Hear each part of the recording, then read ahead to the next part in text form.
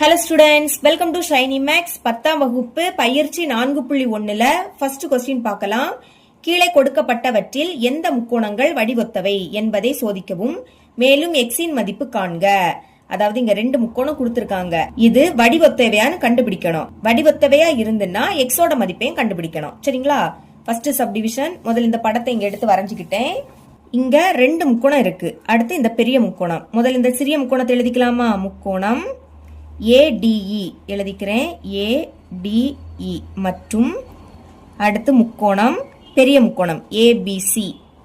ABC இல் இதை நீங்க ஒரே ஆர்டர்ல தான் எழுதணும். முதல் ADE இப்படி எழுதுனீங்கன்னா அடுத்த முக்கோணத்தையும் ABC இப்படிதான் எழுதிக்கணும். இல்லாட்டா AED இப்படி எழுதுனீங்கன்னா இதையும் ACB இப்படிதான் எழுதணும். ஞாபகம் வச்சுக்கோங்க. இப்ப பாருங்க, இது வடிவொத்த முக்கோணமா இருக்கணும்னா ஏதாவது ரெண்டு கோணம் சமமா இருக்கணும். இல்லாட்டா ஒத்த பக்கங்களோட விகிதம் சமமா இருக்கணும். இப்ப பாத்தீங்கன்னா இந்த சிறிய முக்கோணத்திலையும் கோணம் A இருக்கு, பெரிய முக்கோணத்திலையும் கோணம் A இருக்கு. அப்ப இந்த கோணம் A பொதுவானது. எழுதிக்கலாமா? கோணம் A என்பது பொது கோணம். இது பொது கோணமா இருக்கிறதுனால ஒரு கோணம் சமமா இருக்கு. இனி இன்னொரு கோணம் சமமா இருக்கணும். அதை கண்டுபிடிக்கணும்னா ஏதாவது ஒரு கோணங்களோட அளவு கொடுத்திருக்கணும். ஆனா இங்க கொடுக்கல. அப்போ ஒத்த பக்கங்களோட விகிதம் சமமா வரதான்னு பார்க்கலாமா? ஃபர்ஸ்ட் AD இதை எடுத்து எழுதிக்கிறேன். AD பைக்கு கீழே அங்க உள்ள ஃபர்ஸ்ட் ரெண்டையும் AB. இப்ப இதை கண்டுபிடிக்கலாம். AD இதோட மதிப்பு என்னது? 3 பை AB இதுல AD இருக்கு, DB இருக்கு. நம்மளுக்கு மொத்த மதிப்பு வேணும்னா இதை ரெண்டையும் கூட்டணும். Aல இருந்து D 3, Dல இருந்து B 5. இதை கூட்டினா என்ன கிடைக்கும்? 8ன்னு கிடைக்கும். 3ஐயும் 5ஐயும் கூட்டினா 8. இது இப்படி இருக்கட்டு. இனி அடுத்து DE, அடுத்து BC. லாஸ்ட்ல உள்ள ரெண்டையும் எடுத்துக்கணும். ஆனா நமக்கு DEயோட மதிப்பும் BCயோட மதிப்பும் கொடுக்கல. அதனால நீங்க அதை சால்வ் பண்ணாண்டா. இனி ஃபர்ஸ்ட் உள்ளதும் லாஸ்ட் உள்ளதும் AE எழுதிக்கிறேன். அதோட மதிப்பு கொடுத்துருக்கு. அப்ப அதை கண்டுபிடிக்கலாம். பை இங்கேயும் ஃபர்ஸ்டும் லாஸ்டும் AC. இதுக்கு மதிப்பு கண்டுபிடிச்சு ரெண்டுமே சமமா வந்துன்னா வடிவொத்தவை அப்படின்னு எழுதிக்கலாம். AE பாருங்க, AE இதோட மதிப்பு 2 பை இனி AC. அப்போ AE 2, EC 3.5. இது ரெண்டையும் கூட்டணும். 2ஐயும் 3.5 கூட்டினா என்ன கிடைக்கும்? 5.5. முதல் நம்பரை கூட்டுங்க. 2ஐயும் 3ஐயும் கூட்டினா 5. அடுத்து இந்த அரையை அப்படியே எடுத்து இங்க எழுதிக்கணும். சமம் இனி 2 பை இது கலப்பு பின்னத்துல இருக்கு. இதை தகா பின்னமா மாத்தணும்னா என்ன பண்ணணும்? கீழே உள்ள 2ஐயும் இந்த 5ஐயும் பெருக்கணும். 2 10 பெருக்கி மேல உள்ளதை கூட்டணும். 2ஐயும் 5ஐயும் கூட்டினா 10. 10க்கு கூட இந்த 1 கூட்டினா 11. இனி பைக்கு கீழே என்னது இருக்கு? 2. அது அப்படியே வந்துடும். இனி மேல 2 இருக்கு. இப்ப இது பின்னமா? பைக்கு கீழே பின்னம் இருந்துன்னா பெருக்கல் போட்டுக்கிட்டு அதை தலைகீழா எழுதணும். கீழே உள்ள 2 மேலையும் மேல உள்ள 11 கீழே வந்துடும். இப்ப இதை கேன்சல் பண்ண முடியாது. அப்ப மேல உள்ளதை பெருக்கிருங்க. 2 4 பைக்கு கீழே 11. இதுதான் இதோட மதிப்பு. பாருங்க, 3 பை 8 4 பை 11 சமம் இல்ல. எழுதிக்கலாம். இங்கு AD by AB not equal to, ரெண்டுமே சமம் இல்ல, அதனால நாட் ஈக்குவல் டு இந்த எடுத்து எழுதிருங்க. AE சமமா இல்லாததுனால இது வடிவொத்தவை அல்ல. எழுதிக்கலாம். therefore முக்கோணம் ADE ஆனது முக்கோணம் ABCக்கு வடிவொத்தவை அல்ல. வடிவொத்தவையா இருந்தாதான் எக்ஸோட மதிப்பு கண்டுபிடிக்கணும். செகண்ட் சப்டிவிஷன் பார்க்கலாம். இங்கேயும் ரெண்டு முக்கோணம் இருக்கு. ஃபர்ஸ்ட் இந்த சிறிய முக்கோணத்தை எழுதிக்கலாமா? முக்கோணம் PQC மற்றும் முக்கோணம் இனி பெரிய முக்கோணம் ABC இல் C கோணம் பொதுவா இருக்கு. இந்த முக்கோணத்துக்கும் C கோணம் இருக்கு, இந்த முக்கோணத்திலையும் C கோணம் இருக்கு. அப்ப C கோணம் என்பது பொது கோணம். கோணம் C என்பது பொது கோணம். என்ன சொன்னேன்? வடிவொத்த முக்கோணமா இருக்கணும்னா ரெண்டு கோணங்கள் சமமா இருக்கணும். இல்லாட்டா ஒத்த பக்கங்களோட விகிதம் சமமா இருக்கணும். இங்க ஒரு கோணம் சமமா ஆயிடுச்சு. இன்னொரு கோணமும் சமமானு பார்க்கலாமா? இங்க கோணத்தோட அளவு கொடுத்திருக்காங்க. அதனால இதை கண்டுபிடிக்கலாம். இங்க இது 70 டிகிரி. இனி இந்த கோணம் 110 டிகிரி. நம்ம இப்போ இந்த கோணத்தோட மதிப்பை கண்டுபிடிக்கணும். சரிங்களா? நமக்கு என்ன தெரியும்? நேர்கோணத்தோட அளவு எவ்வளவு? 180 டிகிரி. இப்ப இது நேர்கோடு. இதோட கோண அளவு என்னதான் இருக்கும்? 180 டிகிரியா இருக்கும். நேர்கோடு இங்க 2ஆ பிரியுது. இந்த கோணம் 110 டிகிரி. இந்த கோணம் தான் நம்ம கண்டுபிடிக்கணும். இந்த ரெண்டு கோணத்தையும் கூட்டுனா 180 டிகிரி கிடைக்கும். எழுதிக்கலாமா? ஃபர்ஸ்ட் இந்த 110 டிகிரி எழுதிருங்க. 110 டிகிரி கூட்டல். இனி இந்த கோணத்தை எழுதிக்க போறோம். கோணம் PQC. Qல தானே கோணம் அமையுது, அதனால Q நடுவுல வரணும். PQC எழுதிக்கலாம். கோணம் PQC இஸ் ஈக்குவல் டு ரெண்டத்தையும் கூட்டுனா 180 டிகிரி கிடைக்கும். இப்ப இதுதான் வேணும், அதை மட்டும் வச்சுக்கலாம். PQC இஸ் ஈக்குவல் டு இந்த சைடு 180 டிகிரி இருக்கா, முன்னாடி குறியீடு இல்லாட்டா பிளஸ் இருக்குன்னு அர்த்தம். அப்போ பிளஸ் 110 டிகிரி இங்க வந்துனா மைனஸ் 110 டிகிரியா மாறும். கழிங்க, 180ல இருந்து 110 கழிச்சா 70 டிகிரி. இதுதான் கோணம் PQC. அதோட மதிப்பு பாருங்க, இந்த கோணம் 70 டிகிரி, அதே மாதிரி இந்த முக்கோணத்துல இந்த கோணமும் 70 டிகிரி. அப்போ இது ரெண்டுமே சமம். சரிங்களா? அதை எழுதிக்கலாம். therefore கோணம், இந்த கோணம் எழுதணும்னா எப்படி எழுதணும்? ABC. Bல அமையுது, அப்ப அந்த B தான் நடுவுல வரணும். ABC சமம். அடுத்து இந்த கோணம், அதாவது இந்த கோணம் இதை எழுதிருங்க. கோணம் PQC. ரெண்டு கோணமுமே 70 டிகிரி. முதல் ஒரு கோணம் பொது கோணம், அப்ப அது சமம். சரிங்களா? இனி இந்த ரெண்டு கோணமும் சமம். அப்ப இங்க இந்த ரெண்டு முக்கோணத்துக்கும் இரண்டு கோணங்கள் சமமா இருக்கு, அதனால இது வடிவொத்தவை. எழுதிக்கலாம். எந்த விதிப்படினா AA விதிப்படி. அதாவது A அப்படின்னா ஆங்கிள். சரிங்களா? கோணம் கோணம் விதிப்படி இது வடிவொத்தவை. அதை எழுதிக்கலாம். முக்கோணம் ABC வடிவொத்தவை அப்படின்னா இப்படி போட்டுக்கணும். அடுத்து சிறிய முக்கோணம், முக்கோணம் PQC இது வடிவொத்தவை அப்படின்னு கண்டுபிடிச்சாச்சு. இனி நம்ம இந்த எக்ஸ் இதோட மதிப்பை கண்டுபிடிக்க போறோம். சரிங்களா? வடிவொத்தவையா இருந்துன்னா ஒத்த பக்கங்களோட விகிதம் சமமா இருக்கும். அதாவது PQ ஃபர்ஸ்ட் இது ரெண்டையும் எடுத்துக்கணும். PQ பை இங்கே முதல் ரெண்டும் AB சமம். இனி QC அடுத்து BC, இங்க அதோட மதிப்பு கொடுத்திருக்காங்க, அப்ப எழுதிக்கலாம். QC பை BC வடிவொத்தவை அப்படின்னா கண்டிப்பா இது ரெண்டுமே சமமா இருக்கும். மதிப்பை பிரதியிடுங்க. PQ இதோட மதிப்பு என்னது? எக்ஸ். அதை தான் கண்டுபிடிக்கணும், அது அப்படியே இருக்கட்டு. இனி AB இதோட மதிப்பு 5, அப்ப பைக்கு கீழே 5 வரும் சமம். QC இதோட மதிப்பு 3 பை BC Bல இருந்து Q 3, Qல இருந்து C 3. இது மொத்தமும் வேணும்னா இது ரெண்டையும் கூட்டணும். 3 கூட்டினா 6 கிடைக்குமா? இப்ப இது ரெண்டுமே 3ஆம் வாய்ப்பாடு கேன்சல் ஆகும். 1 3 3 ஈர் 3 6. இனி எக்ஸ் தான் வேணும், அப்ப எக்ஸை மட்டும் வச்சுக்கோங்க. அங்க மேல பாக்கி 1 இருக்கு, கீழே 2 இருக்கு. இந்த 5 இங்க வகுத்தல்ல தானே இருக்கு, அங்க போச்சுன்னா பெருக்கலா மாறும். அப்ப பெருக்கல் போட்டுக்கிட்டு 5 எடுத்து எழுதிருங்க. இனி பெருக்குங்க. 4 5 5 பைக்கு கீழே 2 இருக்கு. இனி இதை வகுக்கணும். மேல உள்ள 5 உள்ள எழுதிக்கணும், கீழே உள்ள 2 வெளியே எழுதிக்கணும். 5ல 2 வாட்டி இருக்கும். 2 4, 5ல இருந்து 4 கழிச்சா 1. இனி இறக்க எதுவுமே இல்லை, அப்ப புள்ளி வச்சுக்கிட்டு 0 எழுதிக்கணும். 10ல 2 எத்தனை வாட்டி இருக்கும்? 5 வாட்டி. 2 10. இப்ப 0 வந்துடுச்சு. ஈவு என்ன கிடைக்குது? 2.5. இதுதான் எக்ஸோட மதிப்பு. இவ்வளவுதான் இந்த சம். செகண்ட் கொஸ்டின் பார்க்கலாம். ஒரு பெண் விளக்கு கம்பத்தின் அடியில் இருந்து 6.6 மீட்டர் தொலைவில் உள்ள கண்ணாடியில் விளக்கு கம்ப உச்சியின் பிரதிபலிப்பை காண்கிறாள். அதாவது பாருங்க, இங்க ஒரு படம் வரைஞ்சிருக்கேன். இது விளக்கு கம்பம், இது ஒரு பெண், இங்க ஒரு கண்ணாடி இருக்கு. சரிங்களா? அதாவது விளக்கு கம்பத்தோட உச்சி இந்த கண்ணாடியில தெரியுது. அதை இந்த பொண்ணு நின்னு பாக்குறாங்க. புரியுதா? இது விளக்கு கம்பம், இது ஒரு பெண், இது கண்ணாடி. விளக்கு கம்பத்தோட உச்சி இந்த கண்ணாடியில தெரியுது, அத இங்க நின்னு ஒரு பெண் பாக்குறாங்க. சரிங்களா? இங்க நம்மளுக்கு கண்ணாடிக்கும் விளக்கு கம்பத்துக்கும் இடையே உள்ள தூரம் கொடுத்திருக்காங்க. அதை முதல்ல எழுதிக்கலாம். கண்ணாடிக்கும் விளக்கு கம்பத்துக்கும் இடையே உள்ள தூரம் எவ்வளவுனா 6.6 மீட்டர். ஓகேங்களா? அடுத்த கொஸ்டினை பாருங்க. 1.25 மீட்டர் உயரம் உள்ள அப்பெண் கண்ணாடியிலிருந்து 2.5 மீட்டர் தொலைவில் நிற்கிறாள். இப்ப அந்த பெண்ணோட உயரம் 1.25 மீட்டர். அந்த பெண்ணுக்கும் கண்ணாடிக்கும் இடையே உள்ள தொலைவு 2.5 மீட்டர். அதை எழுதிக்கலாம். இது பெண், பெண்ணோட உயரம் 1.25 மீட்டர். அடுத்து இது கண்ணாடி, கண்ணாடிக்கும் பொண்ணுக்கும் இடையே உள்ள தொலைவு 2.5 மீட்டர். சரிங்களா? இது பெண், இது கண்ணாடி, இவங்களோட தொலைவு தான் 2.5 மீட்டர். இனி கண்ணாடியானது வானத்தை நோக்கி வைக்கப்பட்டுள்ளது. அப்பெண் கண்ணாடி மற்றும் விளக்கு கம்பம் ஆகியவை எல்லாம் ஒரே நேர்கோட்டில் அமைவதாக எடுத்துக்கொண்டால் விளக்கு கம்பத்தின் உயரத்தை காண்க. இப்ப இந்த கண்ணாடி வானத்தை பார்த்து வைக்கிறாங்க, சரிங்களா?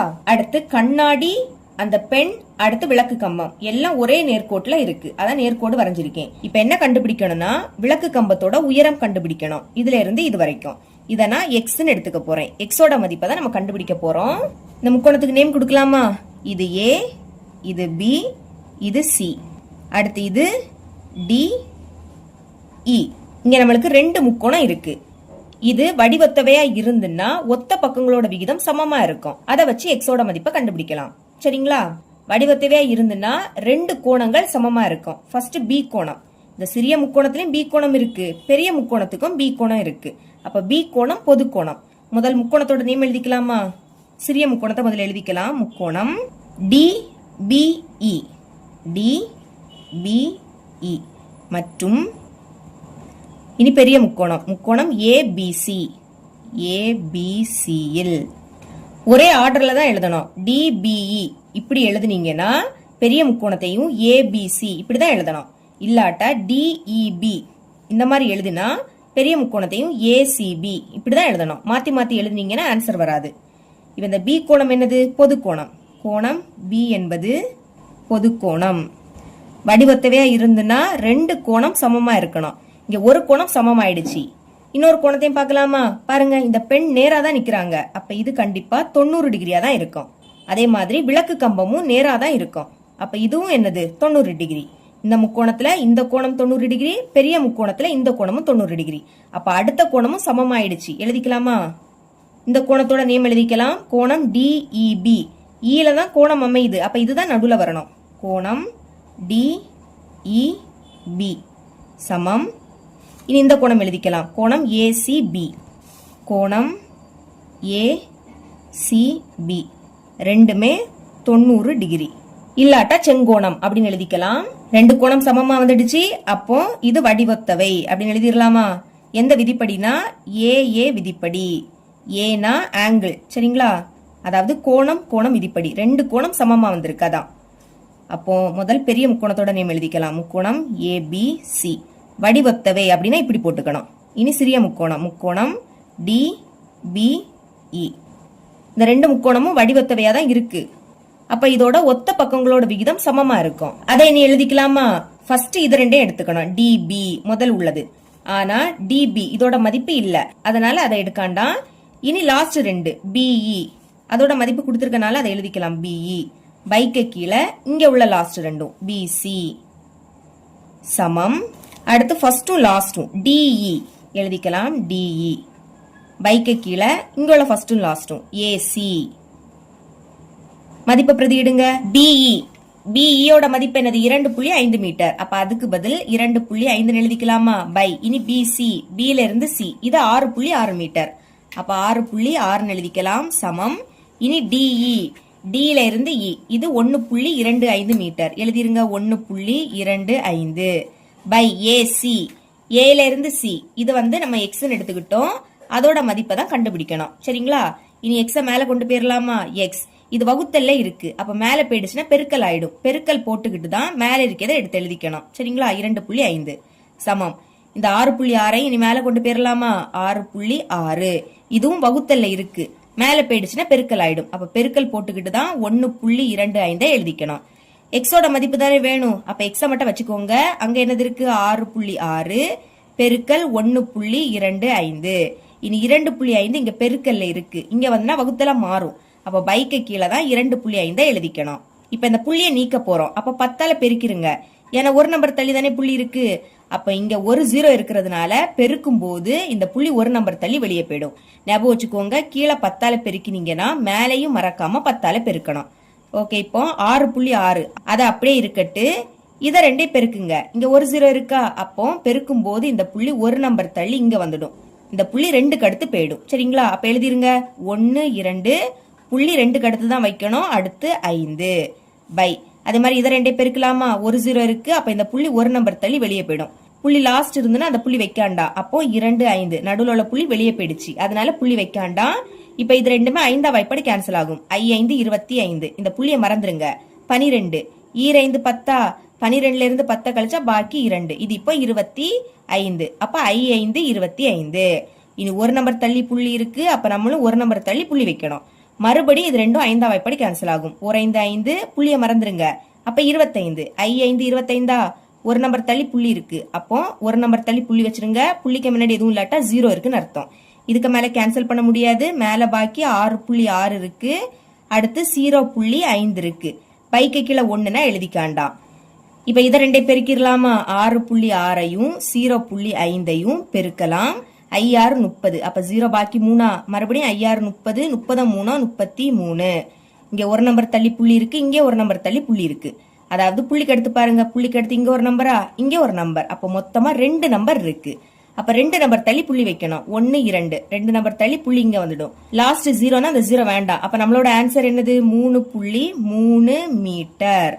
எல்லாமே மீட்டர்ல கொடுத்திருந்தாங்க. அப்ப நம்மளும் மீட்டர்னு எழுதிக்கணும். இதுதான் எக்ஸோட மதிப்பு, அதாவது விளக்கு கம்பத்தோட உயரம். எழுதிக்கலாம். therefore விளக்கு கம்பத்தின் உயரம் is equal to 3.3 மீட்டர். இவ்வளவுதான் இந்த சம். மூணாவது கொஸ்டின் பார்க்கலாம். 6 மீட்டர் உயரம் உள்ள செங்குத்தாக நிற்கும் கம்பமானது தரையில் 400 சென்டிமீட்டர் நீளமுள்ள நிழலை ஏற்படுத்துகிறது. இங்க ஒரு படம் வரைஞ்சிருக்கேன் பாருங்க. இதுதான் கம்பம். இதோட நீளம் எவ்வளவுனா 6 மீட்டர். இதுல இருந்து இது வரைக்கும் நீளம் 6 மீட்டர். இனி இந்த கம்பத்தோட நிழல் தரையில படுது. இதுல இருந்து இது வரைக்கும் படுது. சரிங்களா? இதோட நீளமும் கொடுத்திருக்காங்க. எவ்வளவுனா 400 சென்டிமீட்டர். கொஸ்டின்ல அதை மட்டும் தான் சென்டிமீட்டர்ல கொடுத்திருக்காங்க. மத்தது எல்லாத்தையுமே மீட்டர்ல கொடுத்திருக்காங்க. அப்ப அதையும் நான் மீட்டரா மாத்தணும்.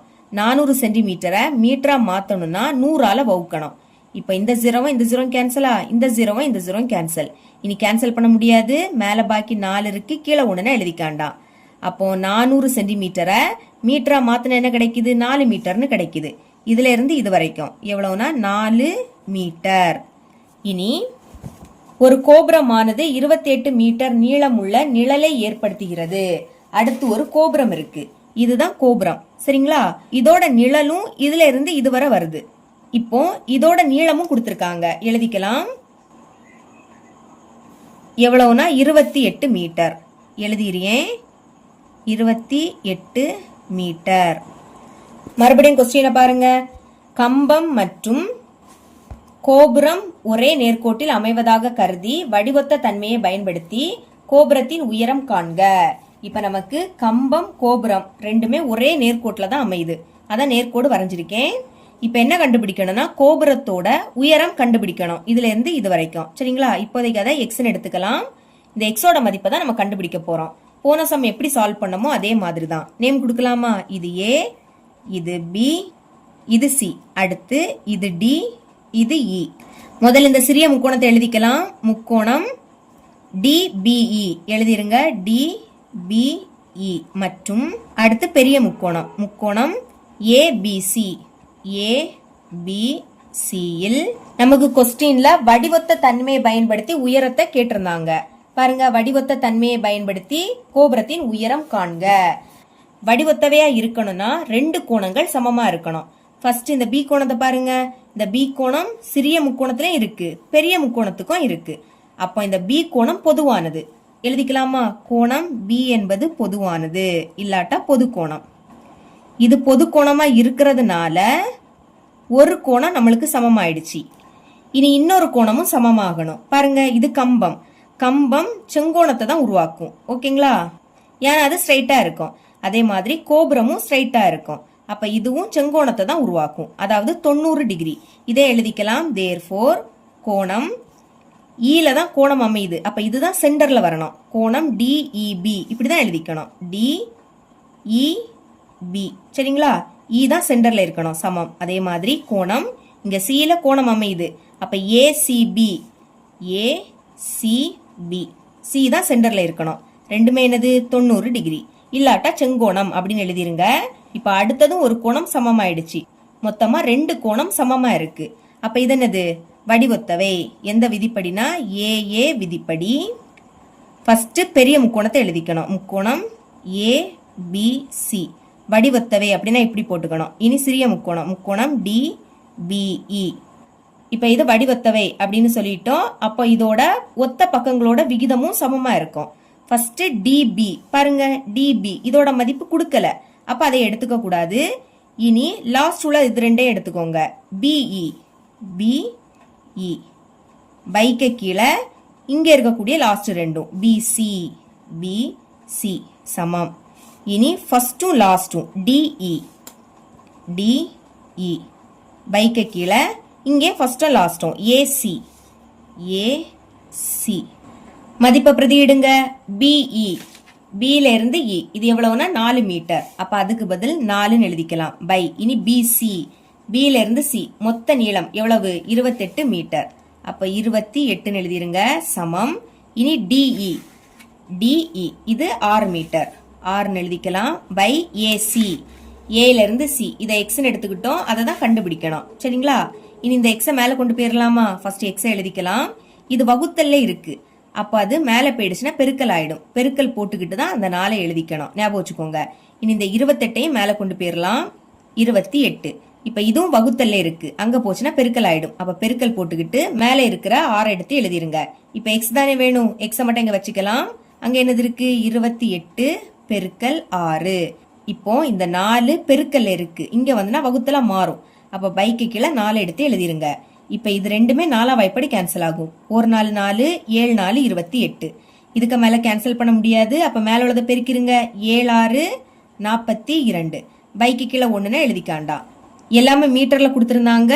அதனால மீட்டர்னு எழுதிக்கிட்டேன். இதுதான் என்னது? எக்ஸோட மதிப்பு 42 மீட்டர். அதாவது கோபுரத்தோட உயரம் எழுதிக்கலாம். therefore கோபுரத்தின் உயரம் is equal to 42 மீட்டர். இவ்வளவுதான் இந்த சம். 4வது கொஸ்டின் பார்க்கலாம். QR அடிப்பக்கமாக கொண்ட இரு முக்கோணங்கள். இப்ப QR இதுதான் அடிப்பக்கம். ஃபர்ஸ்ட் அடிப்பக்கத்தை வரைஞ்சிக்கலாம்.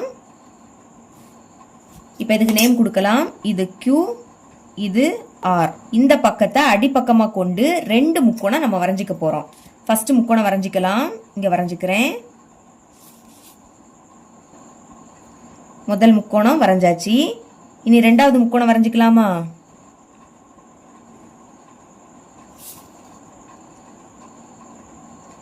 ரெண்டு முக்கோணத்தையும் நம்ம வரைஞ்சிட்டோம். அதாவது QR என்கிற இந்த பக்கத்தை அடிப்பக்கமா கொண்டு இந்த மாதிரி 2 முக்கோணம் வரைஞ்சிக்கணும். சரிங்களா? இப்ப கொஸ்டினை பாருங்க. இரு முக்கோணங்கள் QPR மற்றும் QSR. 2 முக்கோணம். ஒன்னு QPR இன்னொன்னு QSR. ஃபர்ஸ்ட் QPR இதுக்கு P அப்படி நேம் கொடுக்கலாம். இனி QSR இதுக்கு Sன்னு நேம் கொடுங்க. அப்ப QPR இது ஒரு முக்கோணம். QSR இது இன்னொரு முக்கோணம். இன் புள்ளிகள் P மற்றும் S இல் செங்கோணங்களாக அமைந்துள்ளன. இப்ப PS இது ரெண்டுமே என்னது? செங்கோணங்கள். பாருங்க இது P. இந்த கோணம் நம்மளுக்கு செங்கோணம். அடுத்து இது S. இதுவும் நமக்கு செங்கோணம். அதான் கொடுத்திருந்தாங்க. இப்போ இரு முக்கோணங்களும் QR இன் ஒரே பக்கத்தில் அமைந்துள்ளன. PR மற்றும் SQ என்ற பக்கங்கள் T என்ற புள்ளியில் சந்திக்கின்றன எனில். இப்ப PR SQ இந்த 2 பக்கங்களும் T என்ற புள்ளியில சந்திக்குது. பாருங்க PR இதுவும் SQ இதுவும் சந்திக்கக்கூடிய புள்ளி இங்க. சரிங்களா? இதுலதான் சந்திக்குது. இதுக்கு தான் T அப்படி நேம் கொடுக்கணும். எனில் PT பெருக்கல் TR is equal to ST பெருக்கல் TQ என நிறுவுக. இததான் நம்ம நிரூபிக்கணும். இதை நிரூபிக்கணும்னா இந்த முக்கோணமும் வடிவொத்தவை அப்படி நம்ம சொல்லணும். சால்வ் பண்ணலாமா? படத்தில் இருந்து முதல் 2 முக்கோணத்தை எழுதிக்கலாம். முக்கோணம் PQT மற்றும் அடுத்த முக்கோணம் என்னன்னா முக்கோணம் SRT இல் வரிசையை தான் எழுதிக்கணும். முதல் செங்கோணத்தில இருந்தே தொடங்கணும். PQT இந்த T புள்ளி ரெண்டுக்குமே பொதுவு. அது லாஸ்ட்ல வரணும். செங்கோணத்துல தொடங்கணும். T புள்ளியில முடிக்கணும். இங்கே அதே மாதிரி SRT S செங்கோணம். சரிங்களா? R T ல முடிக்கணும். மாத்தி எழுதினீங்கன்னா ஆன்சர் வராது. இப்ப இது வடிவொத்தவை அப்படின்னு நான் சொல்லணும்னா 2 கோணங்கள் சமமா வரணும். பாருங்க இந்த முக்கோணத்துல P கோணம் செங்கோணம். இந்த முக்கோணத்துல S கோணம் செங்கோணம். அப்ப இது ரெண்டுமே என்னது? சமம். எழுதிக்கலாம். கோணம் P சமம். அடுத்து கோணம் S. ரெண்டுமே என்னது? செங்கோணம். செங்கோணம்னா 90 டிகிரி. இப்படியும் எழுதிக்கலாம். ஒரு கோணம் சமம் ஆயிடுச்சு. இனி அடுத்த கோணமும் சமம்னு நம்ம சொல்லணும். பாருங்க நம்ம 9th ஸ்டாண்டர்ட்ல படிச்சிருக்கோம். இந்த மாதிரி X வடிவில இருந்துன்னா இதுவும் குத்ததிர் கோணங்கள். இந்த 2 கோணங்களும் சமமா இருக்கும். பாருங்க இது X வடிவத்துல இருக்கா? அப்ப இதுவும் இதுவும் என்னது குத்ததிர் கோணங்கள். இது ரெண்டும் சமமா இருக்கும். இப்ப இதை எழுதிக்கலாம். ஃபர்ஸ்ட் இந்த கோணத்தை எழுதிக்க போறோம். அப்ப கோணம் PTQ, கோணம் PTQ. டீல தான் கோணம் அமையுது, அதுதான் சென்டர்ல வரணும். அடுத்து இந்த கோணத்தை எழுதிக்கலாம். அப்ப STR எழுதிருங்க. STR. இந்த ரெண்டு கோணமும் சமம். காரணத்தை பிராக்கெட்ல எழுதிருங்க. காரணம் என்னது? குத்ததிர் கோணங்கள் சமம். எழுதிக்கலாம். குத்ததிர் கோணங்கள் சமம். எழுதிட்டேன். இப்ப ரெண்டு கோணங்கள் நமக்கு சமம் ஆயிடுச்சு. ஒன்னு இந்த P கோணமும் S கோணமும் என்னது? செங்கோணம். அப்ப இது ரெண்டுமே என்னது? சமம். அடுத்து இந்த முக்கோணத்துல இந்த கோணமும் இந்த முக்கோணத்துல இந்த கோணமும் குத்ததிர் கோணங்கள். அப்ப இது ரெண்டும் என்னது? சமம். ரெண்டு முக்கோணத்திலையும் ரெண்டு ரெண்டு கோணங்கள் சமமா இருக்கு. அப்ப இது வடிவொத்தவை. எழுதிடலாமா? therefore முக்கோணம் PQT, PQT வடிவொத்தவைனா இப்படி எழுதிக்கணும். அடுத்து முக்கோணம் SRT, SRT. இது வடிவொத்தவையா இருக்கிறதுனால ஒத்த பக்கங்களோட விகிதம் சமமா இருக்கும். அடுத்து அதை எழுதிக்கலாம். முதல்ல இதை ரெண்டே எழுதிக்கணும். PQ பைக்கு கீழே இங்க உள்ள ஃபர்ஸ்ட் ரெண்டும் SR சமம். அடுத்து லாஸ்ட் ரெண்டும் QT பைக்கு கீழே இங்க இருக்க லாஸ்ட் ரெண்டும் RT சமம். இனி ஃபர்ஸ்டும் லாஸ்டும் PT, PT. இங்கே ஃபர்ஸ்டும் லாஸ்டும் ST, ST. இப்போ புக்ல எது இருக்கோ அதை எழுத போறோம். பாருங்க, PTST இங்க இருக்கு. PTST இத ஃபர்ஸ்ட் எழுதிக்கலாம். PT by ST சமம். அடுத்து TRும் TQவும் இருக்கு. பாருங்க, QT, QTனாலும் TQனாலும் ஒண்ணுதான். புக்ல நம்மளுக்கு TQ அப்படிதான் கொடுத்திருக்காங்க. அதையே நம்ம எழுதிக்கலாம். பை. அடுத்து RTனாலும் TRனாலும் ஒண்ணுதான். புக்ல TR அப்படிதான் கொடுத்திருக்காங்க. அதனால அதை எழுதிக்கலாம். இப்ப இதை மேல கொண்டு போயிடலாமா? ஃபர்ஸ்ட் இந்த PT எழுதிருங்க. இது இங்க வகுத்தல்ல இருக்கு. அங்க போச்சுன்னா பெருக்கலா மாறுமா? அப்ப பெருக்கல் போட்டுக்கிட்டு தான் இதை எழுதிக்கணும். TR எழுதியாச்சு. சமம். இப்ப இதை எழுதிக்கலாமா? ST. இதை நம்ம மேல கொண்டு போயிருக்கோம். வகுத்தல்ல இருக்கு. அங்க போச்சுன்னா பெருக்கலா மாறும். அப்ப பெருக்கல் போட்டுக்கிட்டு தான் மேல உள்ளதை எழுதிக்கணும். TQ என்பது நிரூபிக்கப்பட்டது. இததான் கொஸ்டின்ல நிரூபிக்க சொன்னாங்க. சரிங்களா? ஃபைனலா நிரூபிக்கப்பட்டதுன்னு எழுதிக்கணும். இவ்வளவுதான் இந்த சம். ஐந்தாவது கொஸ்டின் பார்க்கலாம். கொடுக்கப்பட்ட படத்தில் CA செங்கோணமாக கொண்ட முக்கோணம் ABCயில் DE செங்குத்து AB எனில், அதாவது இங்க ஒரு படம் கொடுத்திருக்காங்க. இதுல கோணம் C இது செங்கோணம் அப்படின்னு கொஸ்டின்ல கொடுத்துட்டாங்க. இனி DE இது ஏபிக்கு செங்குத்து. சரிங்களா? டிஇ இது ஏபிக்கு செங்குத்து. அதனால இ கோணத்துல செங்கோணம் அமையும். அதுவும் கொடுத்திருக்காங்க. எனில் முக்கோணம் ஏபிசி வடிவொத்தவை முக்கோணம் ஏடிஇ என நிரூபிக்க. என்ன நிரூபிக்கணும்னா முக்கோணம் ஏடிஇ முக்கோணம் ஏபிசிக்கு வடிவொத்தவை அப்படி நிரூபிக்கணும். ரெண்டு முக்கோணம் கொடுத்திருக்காங்க பாத்தீங்களா? இததான் வடிவொத்தவை அப்படி நிரூபிக்கணும். மேலும் ஏஇ மற்றும் டிஇ ஆகியவற்றின் நீளங்களை காண்க. அதாவது ஏஇ இதோட நீளமும் அடுத்து டிஇ இதோட நீளமும் நம்ம கண்டுபிடிக்கணும். சரிங்களா? முதல்ல இந்த படத்தை இங்க எடுத்து வரைஞ்சுக்கிட்டேன். இங்க வரைஞ்சாச்சு. முதல் முக்கோணத்தோட நேம் எழுதிக்கலாம். படத்திலிருந்து ஃபர்ஸ்ட் சிறிய முக்கோணத்தை எழுதிக்கலாமா? முக்கோணம் ஏடிஇ. இந்த முக்கோணத்தை எழுதிக்கிறேன். ஏடிஇ மற்றும் முக்கோணம் இனி பெரிய முக்கோணம் ஏபிசி. ஏபிசியில் உங்க புக்ல எப்படி கொடுத்திருக்காங்களோ அப்படிதான் எழுதணும். முக்கோணம் ஏடிஇ முக்கோணம் ஏபிசி. இந்த ஆர்டரை மாத்தி எழுதினீங்கன்னா உங்களுக்கு ஆன்சர் வராது. ஞாபகம் வச்சுக்கோங்க. ஃபர்ஸ்ட் நம்ம ரெண்டுமே வடிவொத்தவை அப்படி நிரூபிக்கணும். அதுக்கு என்ன பண்ணணும்? ரெண்டு கோணங்கள் நமக்கு சமமா வரணும். ஓகே, முதல் இந்த ஏ கோணம். இந்த ஏ கோணம் இந்த சிறிய முக்கோணத்திலே இருக்கு, பெரிய முக்கோணத்திலே இருக்கு. அப்போ இந்த ஏ கோணம் பொது கோணம். சரிங்களா? எழுதிக்கலாம். கோணம் ஏ என்பது பொது கோணம். பொது கோணமா இருக்கிறதுனால அது சமமா தான் இருக்கும். ஓகேங்களா? இப்ப ஒரு கோணம் சமமாயிடுச்சு. இனி அடுத்தும் ஒரு கோணம் சமமா இருக்கணும். பாருங்க, இந்த முக்கோணத்துல கோணம் இ எனது செங்கோணம். அடுத்து பெரிய முக்கோணத்துல கோணம் சி இது செங்கோணம்.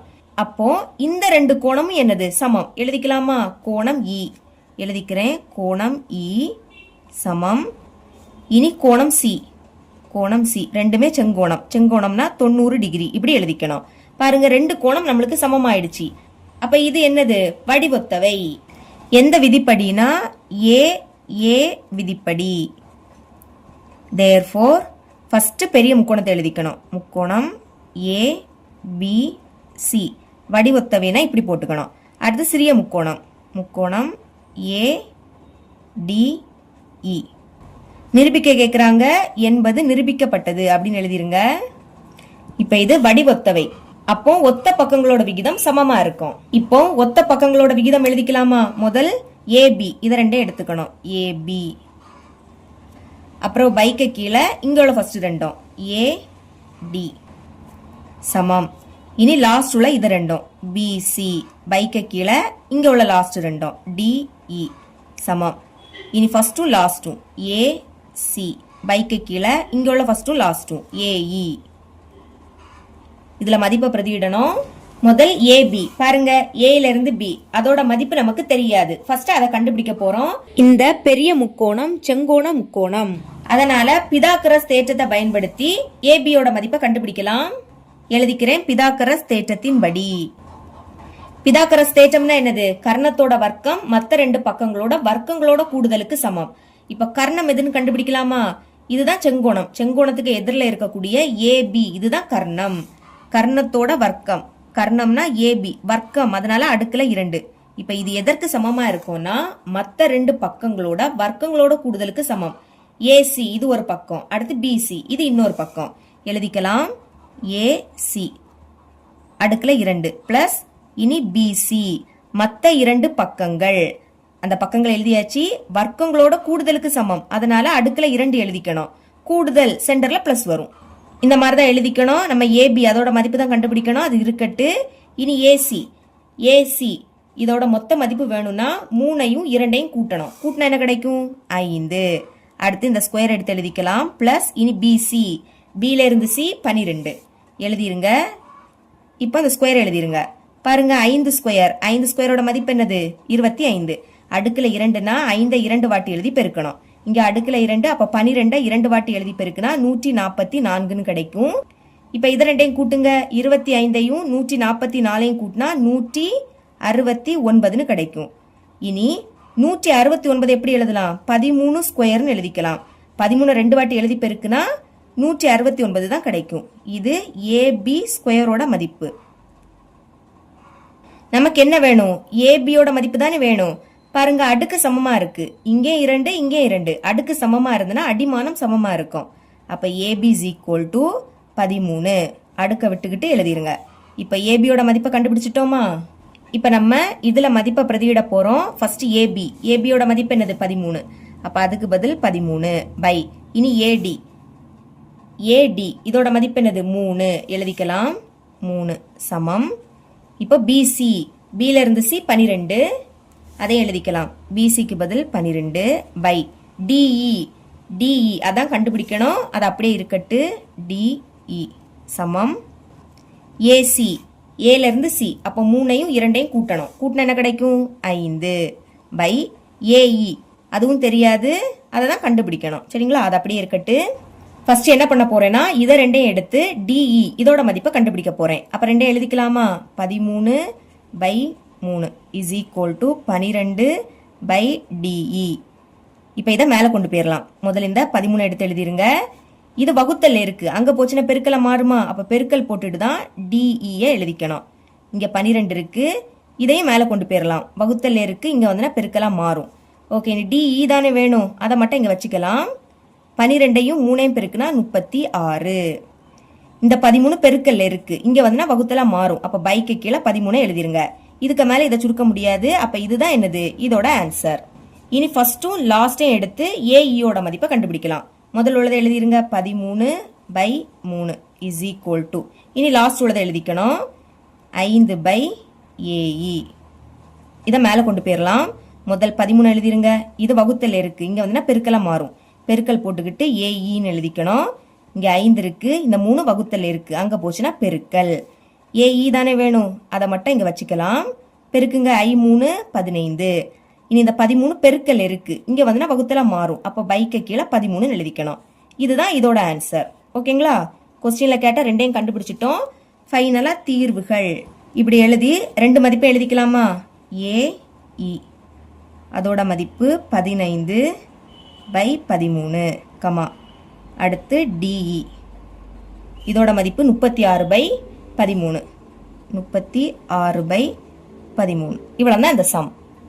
ஆறாவது கொஸ்டின் பார்க்கலாம். கொடுக்கப்பட்ட படத்தில் முக்கோணம் ஏசிபி வடிவொத்தவை முக்கோணம் ஏபிக்யூ. அதாவது இங்க ஒரு படம் கொடுத்திருக்காங்க. இதுல முக்கோணம் ஏசிபி இந்த முக்கோணம் ஏபிக்யூ இந்த முக்கோணத்துக்கு வடிவொத்தவையா இருக்குன்னு கொடுத்துட்டாங்க. சரிங்களா?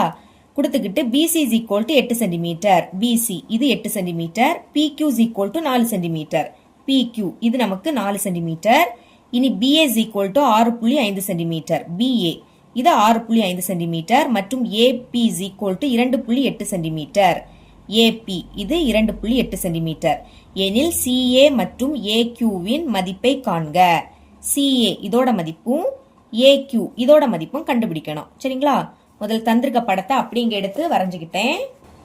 அளவே எடுத்து எழுதியாச்சு. பிசி 8 சென்டிமீட்டர்னு கொடுத்திருந்தாங்க. அடுத்து பிக்யூ 4 சென்டிமீட்டர்.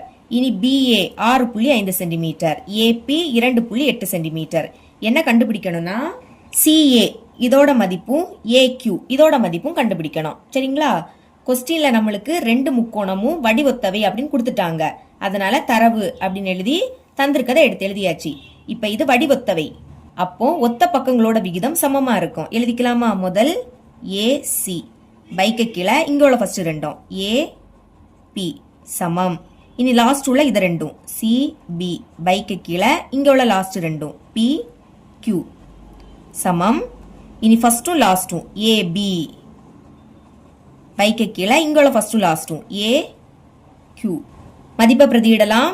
ஏசி ஏசியோட மதிப்பு தெரியாது, அதை கண்டுபிடிக்கணும். அதை அப்படியே வச்சுக்கலாம். ஏசினாலும் சிஏனாலும் ஒண்ணுதான். கொஸ்டின்ல சிஏ அப்படின்னு கொடுத்தனால அப்படி எழுதிக்கிட்டேன்.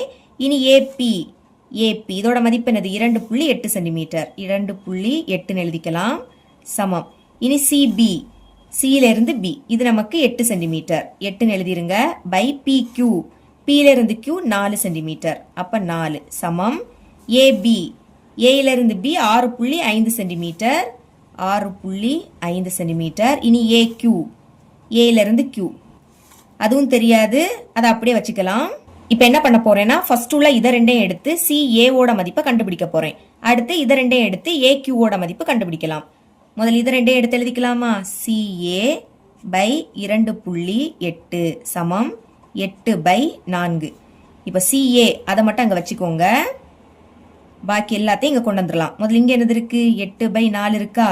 2.8 வகுத்தல்ல இருக்கு, அங்க போச்சுன்னா பெருக்கல் ஆயிடும். அப்ப பெருக்கல் போட்டுக்கிட்டு 2.8 எழுதிக்கணும். இப்ப இது 4 வாய்ப்படி கேன்சல் ஆகும். 1 4 4 ஈர் 4 8. இதுக்கு மேல கேன்சல் பண்ண முடியாது. அப்ப மேல உள்ளது பெருக்கிருங்க. 2ஐயும் 2.8ஐயும் பெருக்கலாமா? ஈர் 8 16, அப்ப 6 பாக்கி 1. இனி ஈர் 2 4, 4ஐயும் 1ஐயும் கூட்டினா 5. ஒரு நம்பர் தள்ளி புள்ளி இருக்கு, அப்ப நம்மளும் ஒரு நம்பர் தள்ளி புள்ளி வைக்கணும். எல்லாமே சென்டிமீட்டர்ல கொடுத்திருந்தாங்க, அதனால நம்மளும் சென்டிமீட்டர் அப்படின்னு எழுதிக்கணும். இதுதான் சிஏவோட மதிப்பு. ஓகேங்களா? ஃபர்ஸ்ட் ஒன் கண்டுபிடிச்சிட்டோம். அடுத்து நம்ம ஏக்யூவோட மதிப்பு கண்டுபிடிக்கலாம். அதுக்கு இது ரெண்டே எடுத்து எழுதிக்கலாம். 8/4 சமம் 6.5 பை ஏக்யூ. இதை மேல கொண்டு போகலாம். முதல்ல இந்த 8 எழுதிக்கலாம். வகுத்தல்ல இருக்கு, அங்க போச்சுன்னா பெருக்கலா ஆயிடும். அப்போ பெருக்கல் போட்டுட்டு ஏக்யூவை எழுதிருங்க. இனி இங்க என்னது இருக்கு? 6.5. இந்த 4 வகுத்தல்ல இருக்கு, அங்க போச்சுன்னா பெருக்கல். பெருக்கலை போட்டு 4 எழுதிருங்க.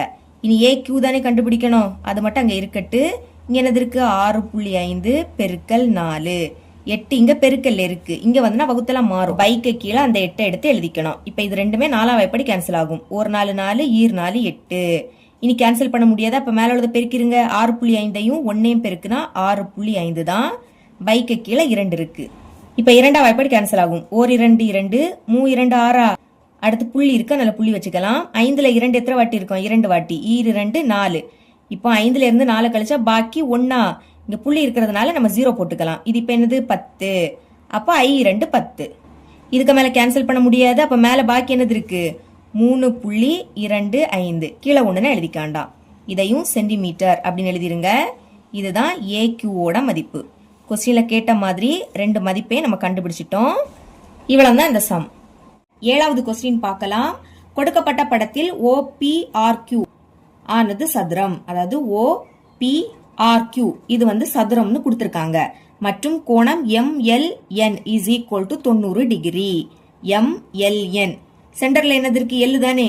அப்ப இந்த L கோணம் என்னது? 90 டிகிரி. எனில் கீழ்கண்டவற்றை நிரூபிக்கவும்.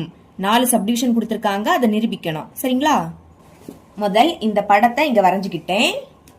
இப்ப ஃபர்ஸ்ட் சப்டிவிஷன் பார்க்கலாம். முக்கோணம் LOP வடிவத்தவையா இருக்கணும். எதுக்குன்னா முக்கோணம் QMO இதை தான் நிரூபிக்கணும். சரிங்களா? இது ரெண்டும் வடிவத்தவை அப்படி நிரூபிக்க போறோம். முதல் அந்த முக்கோணத்தோட நேம் எடுத்து எழுதிக்கலாம். படத்தில் இருந்து ஃபர்ஸ்ட் முக்கோணம் என்னது? முக்கோணம் LOP எழுதிருங்க. LOP மற்றும் இரண்டாவது முக்கோணம் என்ன கொடுத்திருக்காங்க? QMO.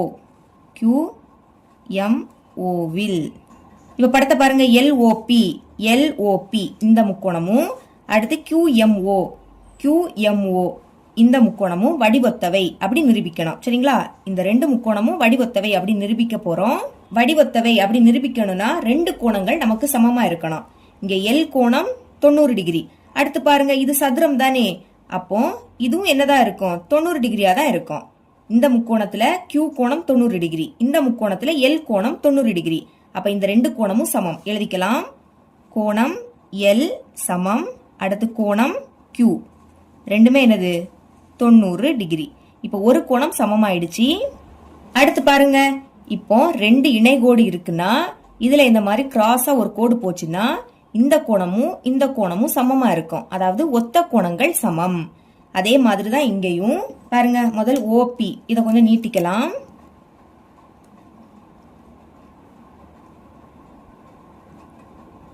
இங்கே நீட்டிருங்க. இப்போ இந்த கோடும் இணைகோடு, இது குறுக்கு வெட்டி. அப்போ இதுவும் இந்த கோணமும் ஒத்த கோணங்கள். அதனால இது ரெண்டும் என்னது? சமமா இருக்கும். எழுதிக்கலாமா? ஃபர்ஸ்ட் இந்த கோணத்தை எழுதிக்கணும். அப்போ இதுதான் நடுவுல வரணும். LOP ஓல தான் கோணம் அமையுது. அப்ப அதுதான் சென்டர்ல வரணும். கோணம் LOP எழுதிக்கலாம்.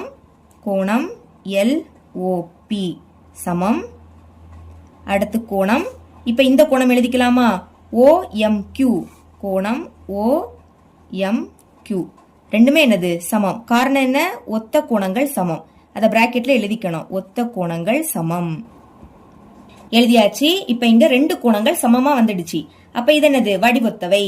therefore இது வடிவொத்தவை நிரூபிச்சிட்டோம். அதை அப்படியே எடுத்து எழுதிருங்க. முக்கோணம் LOP இது வடிவொத்தவை. முக்கோணம் QMOக்கு. இனி செகண்ட் சப்டிவிஷன் பார்க்கலாம். கொஸ்டின் எழுதியிருக்கேன் பாருங்க. முக்கோணம் LOP வடிவொத்தவையா இருக்கும். எதுக்குன்னா முக்கோணம் RPNக்கு. இப்ப இதை நம்ம நிரூபிக்கணும். முதல் முக்கோணம் LOP பாருங்க. LOP இந்த முக்கோணமும் அடுத்து முக்கோணம் RPN இந்த முக்கோணம். இப்ப இந்த ரெண்டு முக்கோணமும் வடிவொத்தவை அப்படின்னு நம்ம நிரூபிக்கணும். ஃபர்ஸ்ட் முக்கோணத்தோட நேம் எழுதிக்கலாம். படத்தில் இருந்து கொஸ்டின் அப்படியே பார்த்து எழுதிருங்க. முக்கோணம் LOP கொஸ்டின்ல இருக்கக்கூடிய முக்கோணத்தோட நேம் அப்படியே எடுத்து எழுதிருங்க. மற்றும் அடுத்து முக்கோணம் RPN இல் இந்த முக்கோணத்துல L கோணம் 90 டிகிரி. அதே மாதிரி இது சதுரம் தானே. அப்போ இதுவும் எப்படி இருக்கும்? 90 டிகிரியா தான் இருக்கும். இதுக்கு முன்னாடி சப்டிவிஷன் எப்படி சால்வ் பண்ணமோ அதே தான். இதுவும் 90 டிகிரி, இதுவும் 90 டிகிரி. அப்ப எழுதிக்கலாமா? கோணம் Lயும் கோணம் Rயும் 90 டிகிரி எழுதிக்கலாம்.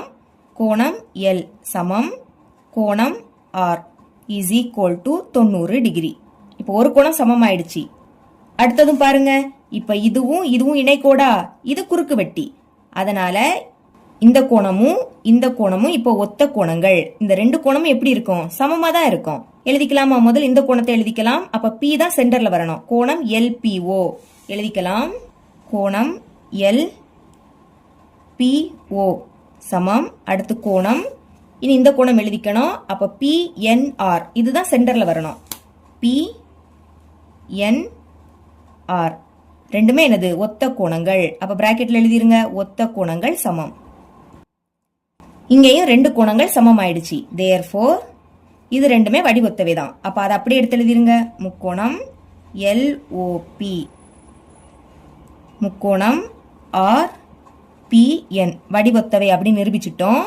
தேர்ட் சப்டிவிஷன் பார்க்கலாம். முக்கோணம் QMO வடிவொத்தவை முக்கோணம் RPN. அதாவது இப்போ முக்கோணம் QMO இந்த முக்கோணமும் அடுத்து முக்கோணம் RPN இந்த முக்கோணமும் வடிவொத்தவை அப்படின்னு நம்ம சொல்லணும். சரிங்களா? இதுக்கு என்ன பண்ண போறேன்னா ஃபர்ஸ்ட் சமன்பாடுல நிரூபிச்சோம் பாத்தீங்களா, இதையும் இரண்டாவது சமன்பாடுல நிரூபிச்சதையும் எடுத்து எழுதிக்க போறோம். சப்டிவிஷன் 1 மற்றும் சப்டிவிஷன் 2 இருந்து இப்படி எழுதிக்கிட்டு முதல் ஃபர்ஸ்ட் சப்டிவிஷன்ல நிரூபிச்சதை அப்படியே எடுத்து எழுதிக்கலாம். எழுதிக்கிறேன். முக்கோணம் LOP வடிவொத்தவை முக்கோணம் QMO. இனி இரண்டாவது சப்டிவிஷன்ல நிரூபிச்சதை எழுதிக்கலாம். முக்கோணம் LOP வடிவொத்தவை முக்கோணம் RPN. பாருங்க, இது ரெண்டுமே சேம் தான். முக்கோணம் LOP, இங்கே முக்கோணம் LOP. அப்ப இடது பக்கம் சமமா இருந்ததுன்னா வலது பக்கமும் சமமா தானே இருக்கும்.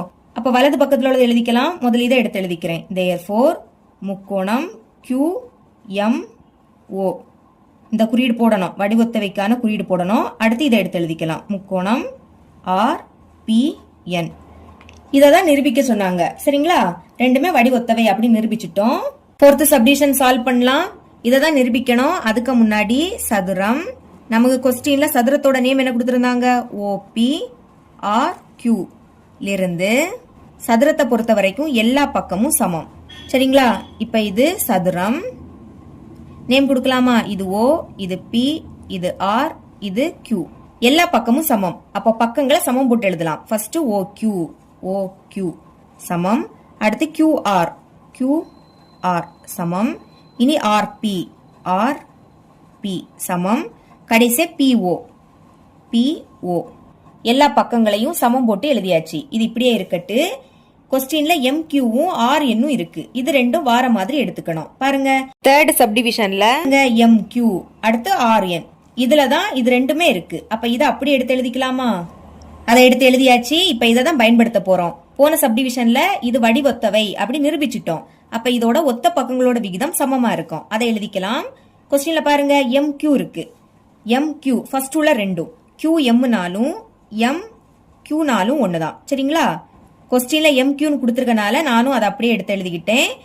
இங்க ஃபர்ஸ்ட் உள்ள ரெண்டே எழுதியிருக்கோம். அதே மாதிரி இதுலயும் ஃபர்ஸ்ட் உள்ள ரெண்டே தான் எழுதிக்கணும். RP அது எப்பவுமே பைக்கு கீழே தான் எழுதணும். சரிங்களா? சமம். இனி பாருங்க RN ஃபர்ஸ்டும் லாஸ்டும், இங்கேயும் ஃபர்ஸ்டும் லாஸ்டும் எழுதிக்கோங்க. QO அதை முதல்ல எழுதிக்கணும். பைக்கு கீழே தான் RN இதை எழுதிக்கணும். ஓகேங்களா? இப்ப மேல இருக்கக்கூடிய MQ அது அப்படியே இருக்கட்டு.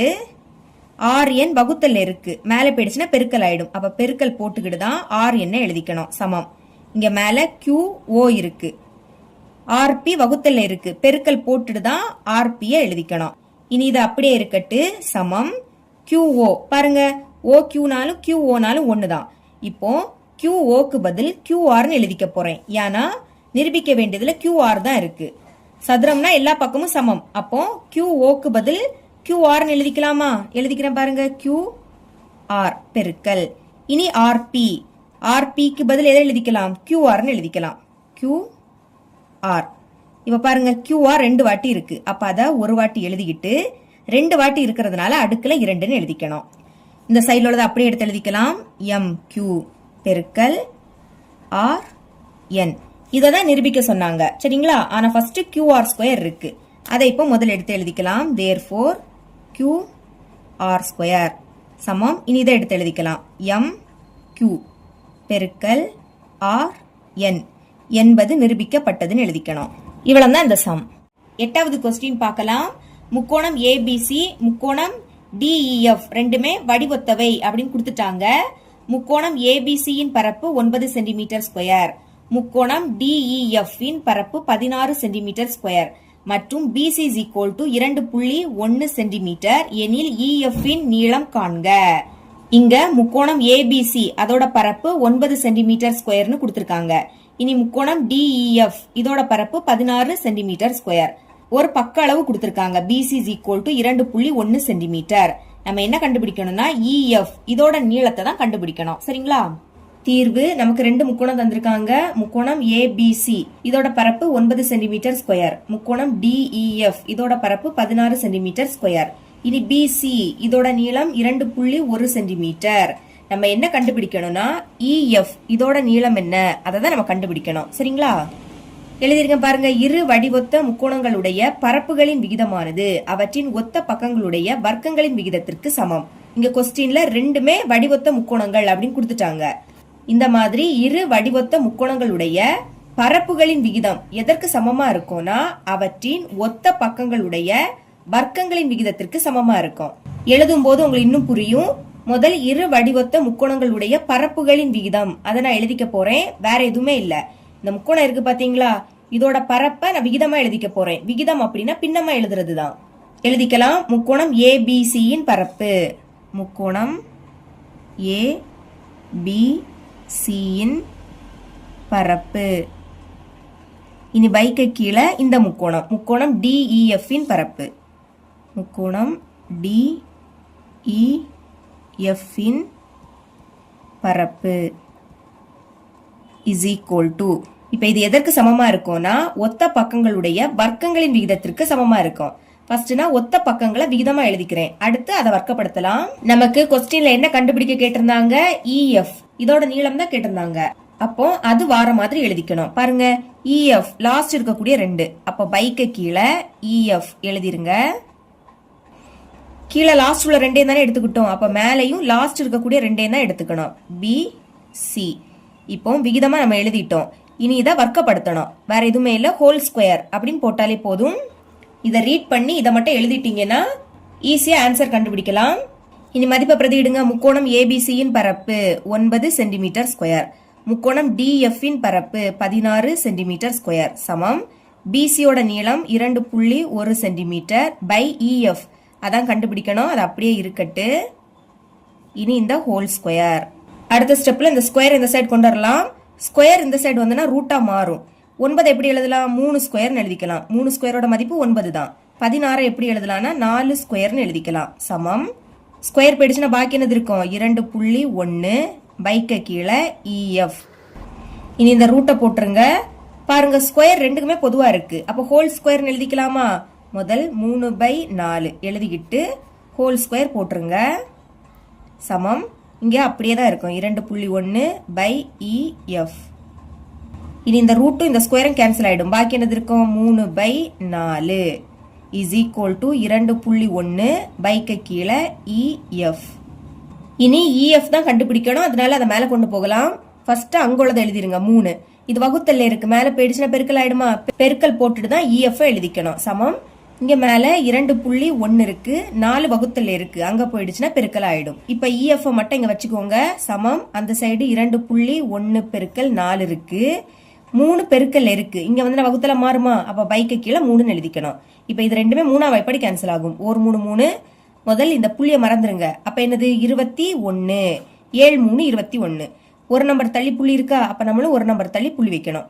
புள்ளிக்கு முன்னாடி எதுவுமே இல்லாட்டா 0 இருக்குன்னு அர்த்தம். அப்ப மேல பாக்கி என்னது இருக்கு? 0.7 பெருக்கல் 4 பைக்கு கீழே 1 எழுதிக்காண்டா. இப்ப இதை பெருக்குங்க. 0.7 4ஆல பெருக்க போறோம். 4 7 28. 8 பாக்கி 2. இனி 4ஐயும் இந்த 0வையும் பெருக்குனா 0 தான். 0க்கு கூட 2 கூட்டினா 2. ஒரு நம்பர் தள்ளி புள்ளி இருக்கு. அப்ப நம்மளும் ஒரு நம்பர் தள்ளி புள்ளி வைக்கணும். ஆன்சர் என்ன கிடைக்குது? 2.8. நீளத்தை சென்டிமீட்டர்ல கொடுத்திருந்தாங்க. அப்ப நம்மளும் சென்டிமீட்டர்னு எழுதிக்கணும். இதுதான் இஎஃப்ஓட மதிப்பு. ஈஸியா கண்டுபிடிச்சிட்டோம். இவ்வளவுதான் இந்த சம். 9வது கொஸ்டின் பார்க்கலாம். 6 மீட்டர் மற்றும் 3 மீட்டர் உயரம் உள்ள 2 செங்குத்தான தூண்கள் ஏசி என்ற தரையின் மேல் படத்தில் காட்டியுள்ளவாறு ஊன்றப்பட்டுள்ளது. அதாவது இங்க 2 தூண் கொடுத்திருக்காங்க. ஒன்னு 6 மீட்டர், இன்னொன்னு 3 மீட்டர். இந்த ரெண்டுமே ஏசி என்ற தரைக்கு மேல ஊன்றப்பட்டிருக்கு. ஓகேங்களா? எனில் ஒய்யின் மதிப்பு காண்க. இங்க ஒய் இருக்கு பாத்தீங்களா? இதோட மதிப்பு தான் நம்ம கண்டுபிடிக்கணும். QB இதோட நீளம் என்ன? அதை தான் கண்டுபிடிக்க போறோம். முதல் இந்த முக்கோணத்தை நான் வரைஞ்சிக்க போறேன். பாருங்க, இதை மறைச்சிடலாம். பாக்கி இருக்கு பாத்தீங்களா இந்த முக்கோணம். இதுல இருக்கக்கூடிய அளவுகளையும் அப்படியே எடுத்து எழுதிக்கணும். வரைஞ்சிருக்கேன் பாருங்க. இங்க மொத்தமா 2 முக்கோணம் இருக்கு. சரிங்களா? இது ரெண்டுமே வடிவொத்தவை அப்படி நம்ம நிரூபிக்கணும். எழுதிக்கலாம் படத்தில் இருந்து. ஃபர்ஸ்ட் முக்கோணத்தோட நேம் எழுதிக்கலாமா? முக்கோணம். சிறிய முக்கோணத்தை எழுதிக்கலாம். QBC மற்றும் அடுத்து பெரிய முக்கோணம். முக்கோணம் இதை நம்ம QBC இந்த வரிசையில தான் எழுதணும். அதே மாதிரி பெரிய முக்கோணத்தையும் இந்த வரிசையில தான் எழுதிக்கணும். PAC இல் இது ரெண்டுமே வடிவொத்தவை அப்படி நம்ம நிரூபிக்கணும்னா ரெண்டு கோணங்கள் நமக்கு சமமா இருக்கணும். ஃபர்ஸ்ட் கோணம் சியை பாருங்க. இந்த சி கோணம் சிறிய முக்கோணத்திலே இருக்கு, பெரிய முக்கோணத்திலே இருக்கு. அப்ப அந்த சி கோணம் பொதுவானது. ஓகேங்களா? எழுதிக்கலாம். கோணம் சி என்பது பொது கோணம். பொது கோணமா இருக்கிறதுனால ரெண்டு முக்கோணத்திலையும் சமமா தான் இருக்கும். இப்போ ஒரு கோணம் சமமாயிடுச்சு. இனி அடுத்த கோணத்தை பாருங்க. இந்த தூண் செங்குத்தா தான் நிற்கும். அப்ப இது செங்கோணம். அடுத்து இதுவும் செங்குத்தா தான் இருக்கும். ஓகேங்களா? பெரிய முக்கோணத்துல கோணம் ஏ 90 டிகிரி, சிறிய முக்கோணத்துல கோணம் பி 90 டிகிரி. இப்போ இது ரெண்டுமே சமமாயிடுச்சா? எழுதிக்கலாம். கோணம் எப்படி எழுதிக்கணும்னா ஏல தான் கோணம் அமையுது. அப்ப அதுதான் சென்டர்ல வரணும். பிஏசி, பிஏசி ஏல தான் கோணம் அமையுது, அதுதான் சென்டர்ல வரணும். சமம். இனி இங்க இதை எழுதிக்கலாமா? கியூபிசி, கோணம் கியூபிசி, பில தான் கோணம் அமைஞ்சு, அதனால அது சென்டர்ல இருக்கணும். இது ரெண்டுமே என்னது? 90 டிகிரி. இப்ப ரெண்டு கோணம் சமமாயிடுச்சா? அப்ப இது வடிவொத்தவைன்னு எழுதிக்கலாமா? முக்கோணம் கியூபிசி வடிவொத்தவை அப்படின்னா இப்படி போட்டுக்கணும். அடுத்து முக்கோணம் பிஏசி எந்த விதிப்படினா ஏஏ விதிப்படி. பிராக்கெட்ல எழுதிக்கலாம். ஏஏ விதிப்படி. இந்த ரெண்டுமே வடிவொத்த முக்கோணமா இருக்கிறதுனால ஒத்த பக்கங்களோட விகிதம் சமமா இருக்கும். அதை எழுதிக்கலாம். ஃபர்ஸ்ட் இது ரெண்டையும் எடுத்துக்கலாம். கியூபி, கியூபி பைக்கு கீழே இங்க உள்ள ஃபர்ஸ்ட் ரெண்டும் பிஏ சமம். இனி அடுத்த ரெண்டும் பிசி, பிசி பை இங்க உள்ள லாஸ்ட் ரெண்டும் ஏசி. மதிப்பை பிரதியிடுங்க. கியூபி, கியூபியோட மதிப்பு என்னது? ஒய், ஒய் பைக்கு கீழே பிஏ, பிஏ இதோட மதிப்பு 6 மீட்டர், 6 எழுதிருங்க. சமம். பிசி இதோட மதிப்பு தெரியாது, அது அப்படியே இருக்கட்டு. ஏசி, ஏசியோட மதிப்பும் தெரியாது. இது இப்ப சமன்பாடு 1 எடுத்துக்கலாம். அடுத்த புக்க பாருங்க. இனிதான் இந்த முக்கோணத்தை வரைஞ்சிக்க போறேன். சரிங்களா? இதை மறைச்சிடலாம். இந்த முக்கோணம் இதை அப்படியே வரைஞ்சிருங்க. இங்க வரைஞ்சிருக்கேன். இப்போ இந்த ரெண்டு முக்கோணமும் வடிவொத்தவை அப்படி நம்ம நிரூபிக்கணும். எழுதிக்கலாம் படத்தில் இருந்து. ஃபர்ஸ்ட் சிறிய முக்கோணத்தை எழுதிக்கலாம். QBA முக்கோணம் QBA மற்றும் அடுத்து பெரிய முக்கோணம் முக்கோணம் RCA. இதை நம்ம QBA இப்படி எழுதணும். அதே மாதிரி அதையும் RCA இப்படிதான் எழுதிக்கணும். RCA இல் வடிவொத்தவைன்னு நிரூபிக்கணும்னா ரெண்டு கோணங்கள் நமக்கு சமமா இருக்கணும். இங்க ஏ கோணத்தை பாருங்க.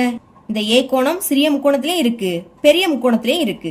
அப்ப எழுதிடலாமா? கோணம் ஏ என்பது பொது கோணம். பொது கோணமா இருக்கிறதுனால ரெண்டு முக்கோணத்துக்கும் அது சமமா தான் இருக்கும். இனி இது தூண், கண்டிப்பா அது செங்குத்தா தான் இருக்கும். அதே மாதிரி இதுவும் செங்குத்தா தான் இருக்கும். இப்ப இதை எழுதிக்கலாமா? கோணம் பில தான் அமையுது. அப்ப இது சென்டர்ல வரணும். QBA எழுதிருங்க. QBA சமம் கோணம் இதை எழுதிக்க போறோம். RCA, RCA ரெண்டுமே என்னது? 90 டிகிரி. இப்ப ரெண்டு கோணம் சமம் ஆயிடுச்சா? therefore இந்த முக்கோணத்தை எழுதிக்கோங்க. முக்கோணம் QBA வடிவொத்தவை அப்படின்னா இப்படி எழுதிக்கணும். முக்கோணம் RCA எந்த விதிப்படினா AA விதிப்படி எழுதிருங்க. ரெண்டுமே வடிவொத்தவை அப்படி நிரூபிச்சாச்சு. இனி இதோட ஒத்த பக்கங்களோட விகிதம் சமமா இருக்கும்.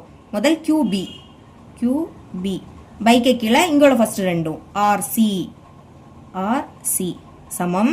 அடுத்து லாஸ்ட் உள்ள ரெண்டும் BA, BAனாலும் ABனாலும் ஒண்ணுதான். ஓகேங்களா? AB பை இங்க உள்ள லாஸ்ட் ரெண்டும் CAனாலும் ACனாலும் ஒண்ணுதான். AC மதிப்பை பிரதியிடுங்க. QB, QBயோட மதிப்பு என்னது? Y. அப்ப அதுக்கு பதில் ஒய்ன்னு எழுதிக்கலாம். பை இனி RC, RC இதோட மதிப்பு 3 மீட்டர், 3 எழுதிருங்க. சமம். இதோட மதிப்பு தெரியாது, அது அப்படியே இருக்கட்டு. AB by AC. இதை நம்ம சமன்பாடு 2ன்னு எடுத்துக்கலாம். நம்ம இங்க ஒய்யோட மதிப்பை தான் கண்டுபிடிக்கணும். அதுக்கு என்ன பண்ண போறோம்னா சமன்பாடு 1ஐயும் சமன்பாடு 2ஐயும் கூட்ட போறோம். எழுதிக்கலாம். சமன்பாடு 1 கூட்டல் சமன்பாடு 2. இடது பக்கத்தில் உள்ளதையும் இடது பக்கத்தில் உள்ளதையும் கூட்டணும். சரிங்களா?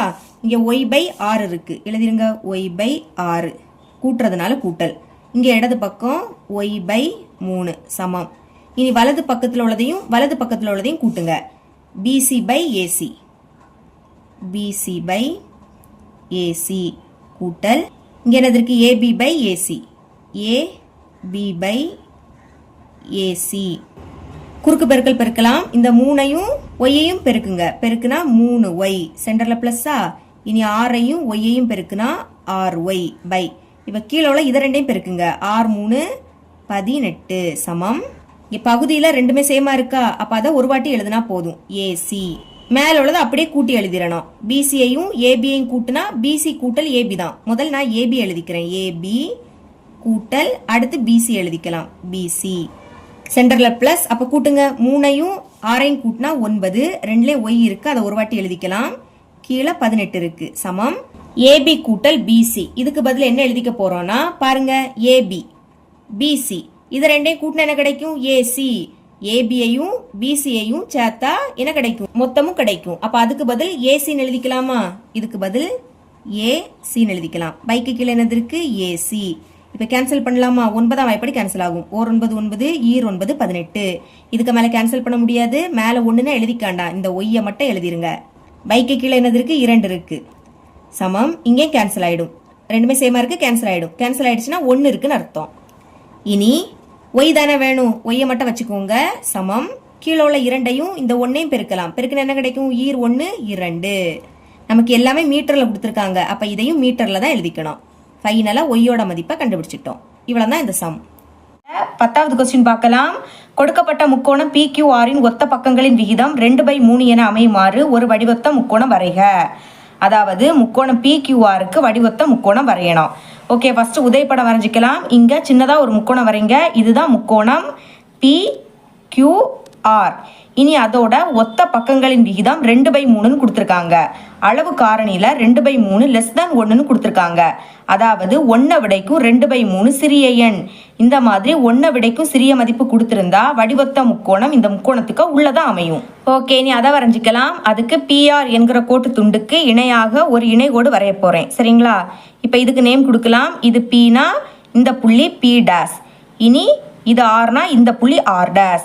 இப்போ இந்த சின்ன முக்கோணம் தான் வடிவொத்த முக்கோணம். இதை தான் நம்ம வரைஞ்சிக்க போறோம். ஞாபகம் வச்சுக்கோங்க, 1 விடைக்கும் சிறிய மதிப்பு கொடுத்திருந்தா வடிவொத்த முக்கோணம் இந்த முக்கோணத்துக்கு உள்ள அமையும். இனி நம்ம உண்மை படம் வரையலாம். அதுக்கு ஒரு முக்கோணம் வரைங்க. இதுக்கு எந்த ஒரு அளவுமே கிடையாது. நீங்களாவே ஒரு அளவு எடுத்து வரைஞ்சாலே போதும். சரிங்களா? நான் இங்க ஸ்கெட்ச்ல வரைகிறேன். ஆனா நீங்க பென்சிலால மட்டும் தான் வரைஞ்சிக்கணும். ஓகே, இனிமே இதுக்கு நேம் கொடுக்கலாம்.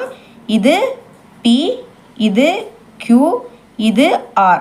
இனி Q புள்ளியில இருந்து ஒரு கோடு வரைஞ்சிக்கலாம். சரிங்களா? வரைஞ்சிக்கிறேன் பாருங்க. இப்போ இந்த கோட்டு துண்டுக்கு X அப்படி நேம் கொடுக்கலாம். ஞாபகம் வச்சுக்கோங்க, இந்த கோடு வரையும் போது இங்க ஒரு கோணம் உருவாகும். இந்த கோணம் குறுங்கோணமா தான் இருக்கணும். அதாவது 90 டிகிரியை விடைக்கும் கம்மியா தான் இருக்கணும். அந்த மாதிரி தான் நீங்க இந்த கோடு வரைஞ்சிக்கணும். இனி கொஸ்டின்ல நம்மளுக்கு 2/3ன்னு கொடுத்துருக்காங்க. இதுல 2 விடைக்கு 3 தான் பெருசு. அப்போ 3 பெரிய எண்ணா இருக்கிறதுனால QX என்கிற கோட்டு துண்டுல 3 வில் வெட்ட போறோம். அது எப்படின்னா, Q என்ற புள்ளியில காம்பஸோட முனைய வைங்க. இனி இங்கேயும் நீங்களாவே ஒரு அளவு எடுத்து வரைய போறீங்க. உங்க விருப்பத்துக்கு ஒரு அளவு எடுத்து QX என்கிற இந்த கோட்டு துண்டுல வெட்டுற மாதிரி ஒரு வில். சரிங்களா? ஓகே, இப்போ இந்த அளவை மாற்றக்கூடாது. மாற்றாம இந்த கோட்டு துண்டுல இந்த வில் வெட்டும் போது இங்க ஒரு புள்ளி உருவாகும். இனி அந்த புள்ளியில காம்பஸோட முனைய வைத்து இன்னொரு வில்.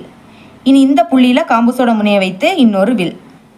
இருக்கிறதுலே பெரிய மதிப்பு 3. அப்போ 3 வில் இங்க வெட்டிக்கணும். இனி இதுக்கு நேம் கொடுக்கலாம். இது Qனா இந்த புள்ளி Q1, இந்த புள்ளி Q2, இந்த புள்ளி Q3. இனி நம்மளுக்கு கொஸ்டின்ல கீழே என்னது இருந்து 3, கீழே 3 இருக்கிறதுனால Q3 என்கிற இந்த புள்ளியையும் R புள்ளியையும் இணைத்து கோடு வரைஞ்சிக்கலாம். ஓகே, வரைஞ்சிட்டேன். இனி மேலே 2 இருக்கு, அதையும் இணைத்து நம்ம வரையணும். அதுக்கு முன்னாடி காம்பஸோட முனையை Q3ல வச்சுக்கிட்டு, இப்போ இது கரெக்டாக Q2ல இருக்கா? Q2ல இது பாதி அளவுனா நம்ம பாதிக்க மேலே எடுக்கணும். சரிங்களா? பாதிக்க மேலே அளவு எடுத்து இங்கே ஒரு வில் வெட்டிக்கணும்.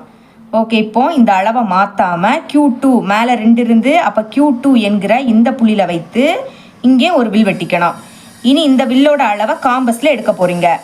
இந்த புள்ளியில காம்பஸை வைங்க, அந்த புள்ளியில வந்து பென்சிலை வைங்க. ஓகே, இப்போ கரெக்டாக இருக்கு. இப்போ இந்த அளவை நம்ம காம்பஸில் எடுத்துட்டோம். இனி இந்த வட்ட வில்லோட இந்த புள்ளி, சரிங்களா, இந்த புள்ளியில காம்பஸோட முனையை வைத்து அந்த வட்ட வில்ல வெட்டுற மாதிரியான ஒரு வில். சரிங்களா? இப்போ வரைஞ்சிட்டோம். நம்மளுக்கு மேலே 2 இருந்து, சரிங்களா, அப்போ Q2 என்கிற இந்த புள்ளியையும் இந்த 2 வில் வெட்டும் போது உருவாகக்கூடிய இந்த புள்ளியையும் இணைத்து கோடு வரையலாம். ஓகே, வரைஞ்சிக்கிறேன் பாருங்க. ஓகே, வரைஞ்சிட்டேன். இந்த கோடு QR என்கிற கோட்டு துண்டில் படணும். இப்போ இந்த புள்ளி தான் R டேஸ். இது Rனா இந்த புள்ளி R டேஸ். சரிங்களா? இனி இதே மாதிரி P டேஸ் கண்டுபிடிக்கலாம். அதுக்கு காம்பஸோட முனையை கரெக்டாக Rல வைங்க. இப்போ இது கரெக்டாக R டேஸில் இருக்குது. R டேஸோட பாதி அளவு இதுன்னா பாதிக்க மேலே அளவெடுத்து இங்கே ஒரு வட்டவில். சரிங்களா? இப்போ இந்த அளவை மாற்றாமல் R டேஸ் என்கிற இந்த புள்ளியில் காம்பஸோட முனையை வைத்து இங்கே ஒரு வட்டவில். இனி இந்த வட்டவில்லோட அளவை காம்பஸில் எடுக்க போகிறீங்க. காம்பஸோட முனையை இந்த புள்ளியில் வைங்க, பென்சிலோட முனை அந்த புள்ளியில். சரிங்களா? இப்போ கரெக்டாக இருக்குது. இப்போ இந்த அளவை இந்த வட்டவில்லோட இந்த முனையில் வைத்து அந்த வட்டவில்லை வெட்டுற மாதிரி ஒரு வில்லு. ஓகே, இப்போ R டேஸ் என்கிற இந்த புள்ளியையும் இந்த ரெண்டு வில் வெட்டக்கூடிய இந்த புள்ளியையும் இணைக்கலாம். ஓகே, இணைச்சிட்டேன். இந்த கோடு QP என்கிற கோட்டு துண்டில் படணும். இப்போ இந்த புள்ளி தான் P டேஸ். இது Pனா இது P டேஸ். இங்கே வரைஞ்சி முடித்த பிறகு PR என்கிற இந்த கோடும் P டேஸ் R டேஸ் என்கிற இந்த கோடும் இணையாக தான் இருக்கணும். அப்படி இணையாக இருந்தால் மட்டும்தான் நீங்கள் வரைஞ்சது கரெக்டு. இப்போ முக்கோணம் P டேஸ் QR டேஸ் என்கிற இந்த சின்ன முக்கோணம் தான் நமக்கு தேவையான வடிவத்த முக்கோணம். அதை எழுதிக்கலாம். தேர்ஃபோர் முக்கோணம் P டேஸ் QR டேஸ் என்பது தேவையான வடிவொத்த முக்கோணம் ஆகும். இந்த மாதிரி எழுதிருங்க. இனி வரைதலின் படிகள் பார்க்கலாம். ஃபர்ஸ்ட் ஒன், ஏதேனும் ஒரு அளவை கொண்டு முக்கோணம் PQR வரைந்தேன். ரெண்டாவது, QR என்ற கோட்டு துண்டில் குறுங்கோணத்தை ஏற்படுத்துமாறு QX என்ற கதிரை P என்ற முனைப்புள்ளிக்கு எதிர் திசையில் வரைந்தேன். மூன்றாவது, QXின் மீது Q1, Q2 மற்றும் Q3 என்ற 3 புள்ளிகளை 2/3 2 மற்றும் 3 ஆகியவற்றில் பெரியது 3 என்பதால் Q1 = Q1 Q2 = Q2 Q3 என்றவாறு குறித்தேன். இனி ஃபோர்த் ஒன், Q3 Rஐ இணைத்து Q2வில் இருந்து இரண்டாவது புள்ளி, அதாவது 2/3 2 மற்றும் 3 ஆகியவற்றில் சிறியது Q3 Rக்கு இணையாக ஒரு கோடு வரைந்தேன். இது QRஐ R டேஸில் சந்திக்கிறது.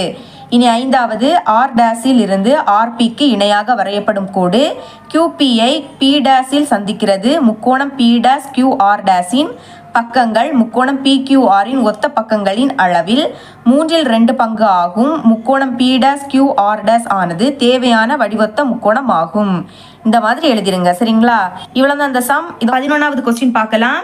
கொடுக்கப்பட்ட முக்கோணம் LMNஇன் ஒத்த பக்கங்களின் விகிதம் 4/5 என அமையுமாறு ஒரு வடிவத்த முக்கோணம் வரைக. இப்போ நம்ம முக்கோணம் LMNக்கு வடிவத்த முக்கோணம் வரைய போகிறோம். சரிங்களா? அதுக்கு ஃபர்ஸ்ட் உதைப்படம் வரைஞ்சிக்கலாம். இங்கே சின்னதாக ஒரு முக்கோணம் வரைங்க. இந்த முக்கோணம் தான் முக்கோணம் LMN. ஓகேங்களா? இனி அதோட ஒத்த பக்கங்களின் விகிதம் 4/5ன்னு கொடுத்துருக்காங்க. அளவு காரணியில் 4/5 <1ன்னு கொடுத்துருக்காங்க. அதாவது 1 விடைக்கும் 4/5 சிறிய எண். இந்த மாதிரி 1 விடைக்கும் சிறிய மதிப்பு கொடுத்துருந்தா வடிவத்த முக்கோணம் இந்த முக்கோணத்துக்கு உள்ள அமையும். இனி அதை வரைஞ்சிக்கலாம். அதுக்கு LN என்கிற இந்த கோட்டு துண்டுக்கு இணையாக ஒரு இணைகோடு வரைய போகிறேன். ஓகே, இப்போ பாருங்கள், நேம் கொடுக்கலாம். இந்த புள்ளி Lனா இந்த புள்ளி L டேஸ், இந்த புள்ளி Nனா இந்த புள்ளி N டேஸ். இப்போ இந்த சின்ன முக்கோணம் இருக்குது பார்த்தீங்களா? இதுதான் வடிவத்த முக்கோணம். இதை தான் நம்ம வரைஞ்சிக்க போகிறோம். ஞாபகம் வச்சுக்கோங்க, 1 விடைக்கும் சிறிய மதிப்பு கொடுத்துருந்தா வடிவத்த முக்கோணம் இந்த முக்கோணத்துக்கு உள்ள அமையும். இனி உண்மை படம் வரையலாம். அதுக்கு நீங்களாவே ஒரு அளவெடுத்து முக்கோணம் வரைங்க. இதுக்கு எந்த ஒரு அளவுமே கிடையாது. நீங்களாவே ஒரு அளவெடுத்து ஒரு முக்கோணம் வரைஞ்சா போதும். நான் இங்கே ஸ்கெட்சில் வரைகிறேன், ஆனால் நீங்கள் பென்சிலால் மட்டும்தான் வரைஞ்சிக்கணும். ஞாபகம் வச்சுக்கோங்க. இப்போ நேம் கொடுக்கலாம். இது L. அப்போ இது என்னது? L. அப்புறமாட்டு இந்த புள்ளி M, இந்த புள்ளி N. இனி M புள்ளியிலிருந்து ஒரு கோடு வரைஞ்சிக்கலாம். வரைகிறேன் பாருங்க. ஓகே, இப்போ இந்த கோட்டு துண்டுக்கு X அப்படி நேம் கொடுத்துருங்க. ஞாபகம் வச்சுக்கோங்க, இங்கே கோடு வரையும் போது இங்கே ஒரு கோணம் உருவாகும். இந்த கோணம் குறுங்கோணமாக தான் இருக்கணும். அதாவது 90 டிகிரி விடைக்கும் கம்மியாக இருக்கணும். அந்த மாதிரி தான் நீங்கள் இந்த கோடு வரைஞ்சிக்கணும். ஓகே, நம்மளுக்கு கொஸ்டினில் என்ன கொடுத்துருக்காங்க? 4/5ன்னு கொடுத்துருக்காங்க. அதை இங்கே எழுதிக்கிறேன். இப்போ 4 விடைக்கும் 5 பெரிய எண். அப்போ இந்த கோட்டு துண்டில் 5 வில் வெட்ட போகிறோம். சரிங்களா? அது எப்படின்னா, காம்பஸோட முனையை கரெக்டாக M புள்ளியில் வைங்க. வச்சுக்கிட்டு இங்கே நீங்களாவே ஒரு அளவு எடுக்க போகிறீங்க. உங்கள் விருப்பத்துக்கு ஒரு அளவு எடுத்து இந்த கோட்டு துண்டில் வெட்டுற மாதிரியான ஒரு வில் இந்த மாதிரி. இனி இந்த அளவை மாற்றக்கூடாது. மாற்றாமல் இந்த கோட்டு துண்டில் இந்த வில் வெட்டும்போது இங்கே ஒரு புள்ளி உருவாகுது பார்த்தீங்களா? அந்த புள்ளியில் வைத்து அடுத்த வில். ஓகே, இனி 3வது வில் வெட்டலாம். அப்புறவு இதில் வைத்து 4வது வில். இனி இந்த புள்ளியில் வைத்து 5வது வில். அதாவது 4 விடைக்கும் 5 பெரிய எண். அப்போ 5 வில் இதில் வெட்டணும். இனி இதுக்கு நேம் கொடுக்கலாம். இது Mனா இந்த புள்ளி M1, இந்த புள்ளி M2, இந்த புள்ளி M3, இந்த புள்ளி M4, லாஸ்ட் இந்த புள்ளி M5. இப்போ பாருங்க கீழே 5 தானே இருக்கு. அப்போ M5 என்கிற இந்த புள்ளியையும் N புள்ளியையும் இணைத்து கோடு வரையணும். வரைஞ்சிக்கலாம். கீழே என்ன எண் இருக்கோ அதை தான் இணைத்து வரையணும். சரிங்களா? இனி மேலே 4 இருக்கு, அதையும் நம்ம இணைக்கணும். அதுக்கு முன்னாடி முக்கியமாக ஒன்று பண்ணணும். அது எப்படின்னா காம்பஸோட முனையை M5ல வைங்க. சரிங்களா? வச்சுக்கிட்டு இப்போ இது கரெக்டாக M4ல இருக்கு. இதோட பாதி அளவு இதுனா நீங்கள் பாதிக்க மேலே எடுக்கணும். சரிங்களா? பாதிக்கு மேலே அளவெடுத்து இங்கே ஒரு வட்டவில். இனி இந்த அளவை மாற்றாம மேலே 4 இருக்கு. அப்போ M4 என்கிற இந்த புள்ளியில் வைத்து இங்கே ஒரு வட்டவில். ஓகே, இப்போ இந்த அளவை காம்பஸில் எடுக்கலாம். சரிங்களா? ஃபஸ்ட்டு இந்த புள்ளியில் காம்பஸோட முனைய வைங்க.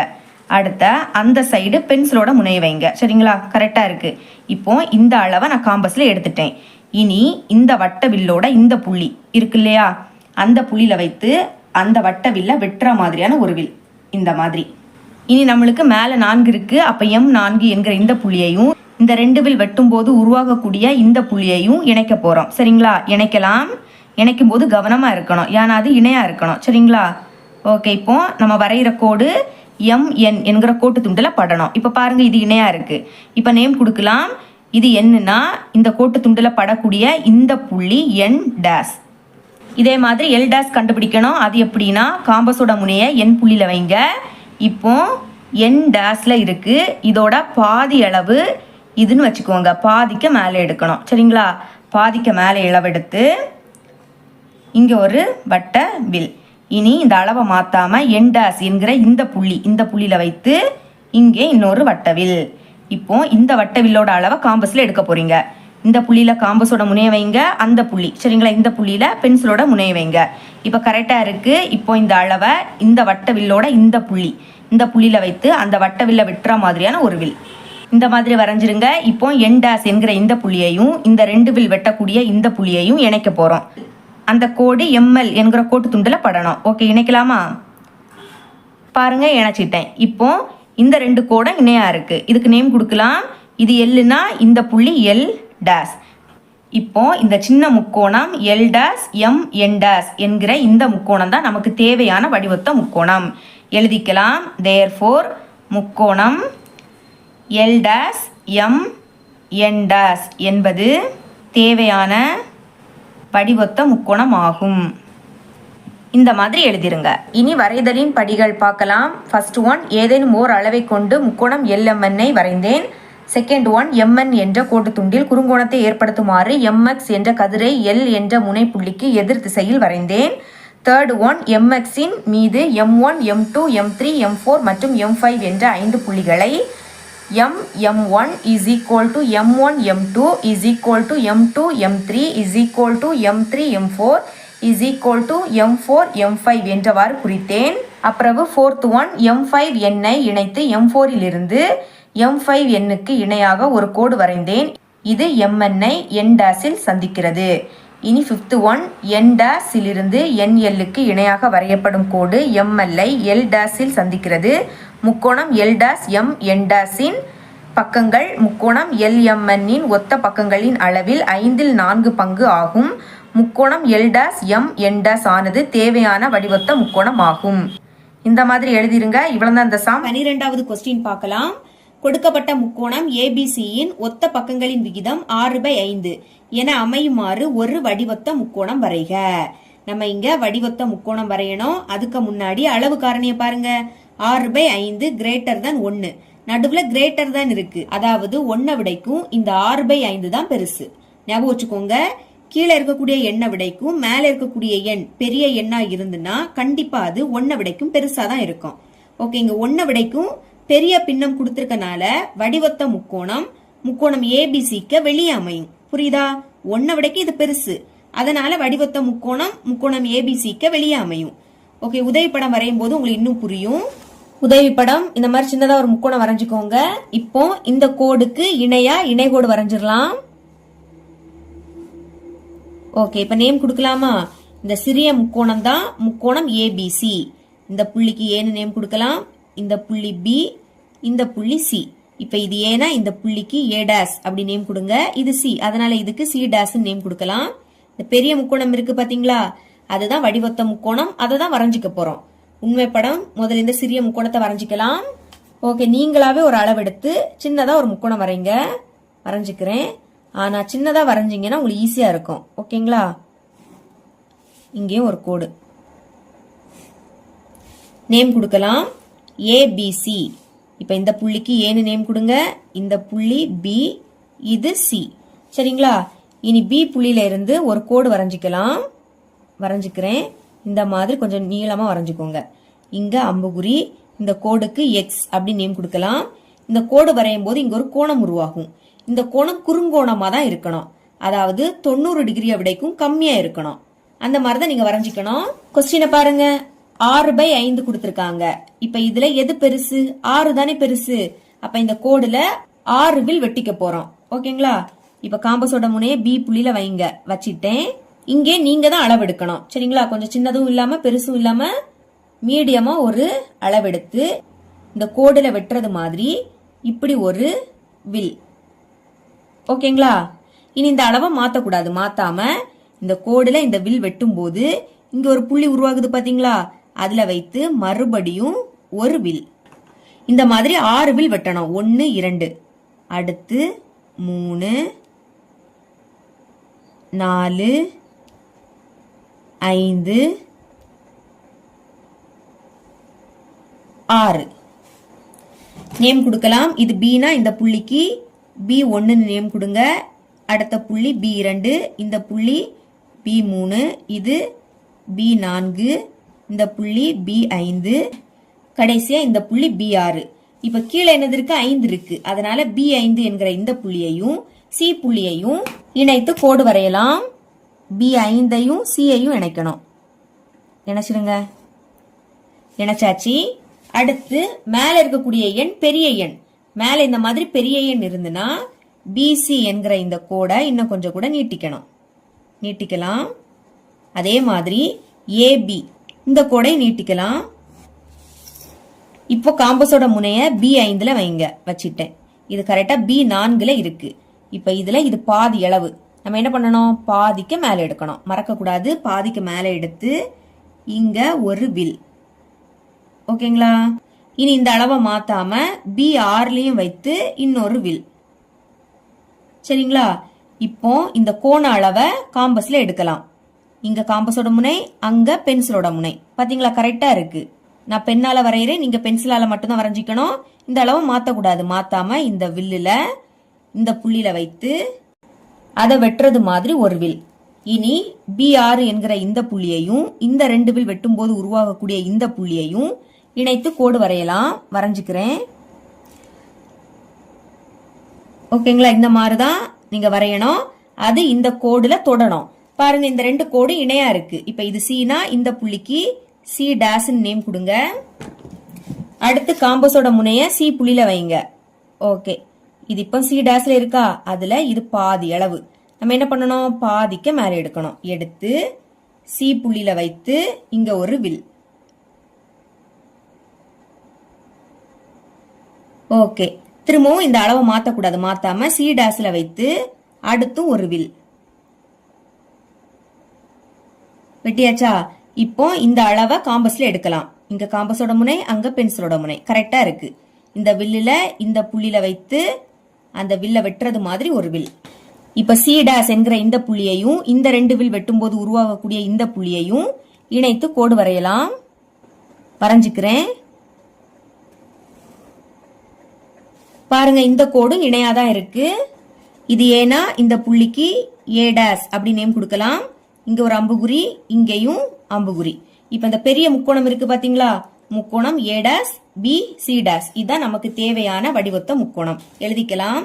therefore முக்கோணம் A dash B C dash என்பது தேவையான வடிவொத்த முக்கோணம் ஆகும். இப்படி எழுதிக்கோங்க. இனி வரைமுறை பார்க்கலாம். வரைமுறை. ஃபர்ஸ்ட் ஒன், ஏதேனும் ஓர் அளவை கொண்டு முக்கோணம் ABC வரைந்தேன். இரண்டாவது, BC என்ற கோட்டு துண்டில் குறுங்கோணத்தை ஏற்படுத்துமாறு BX என்ற கதிரை A என்ற முனைப்புள்ளிக்கு எதிர் திசையில் வரைந்தேன். மூணாவது bx இன் மீது b1, b2, b3, b4, b5, b6 என்ற 6 புள்ளிகளை b1 is equal to b1, b2 is equal to b2, b3 is equal to b3, b4 is equal to b4, b5 is equal to b5, b6 என்றவாறு குறித்தேன். நான்காவது b5 ஐ புள்ளி C உடன் இணைத்தேன். b5 Cக்கு இணையாக B6 இலிருந்து வரையப்படும் கோடு BC ஐ C' இல் சந்திக்கிறது.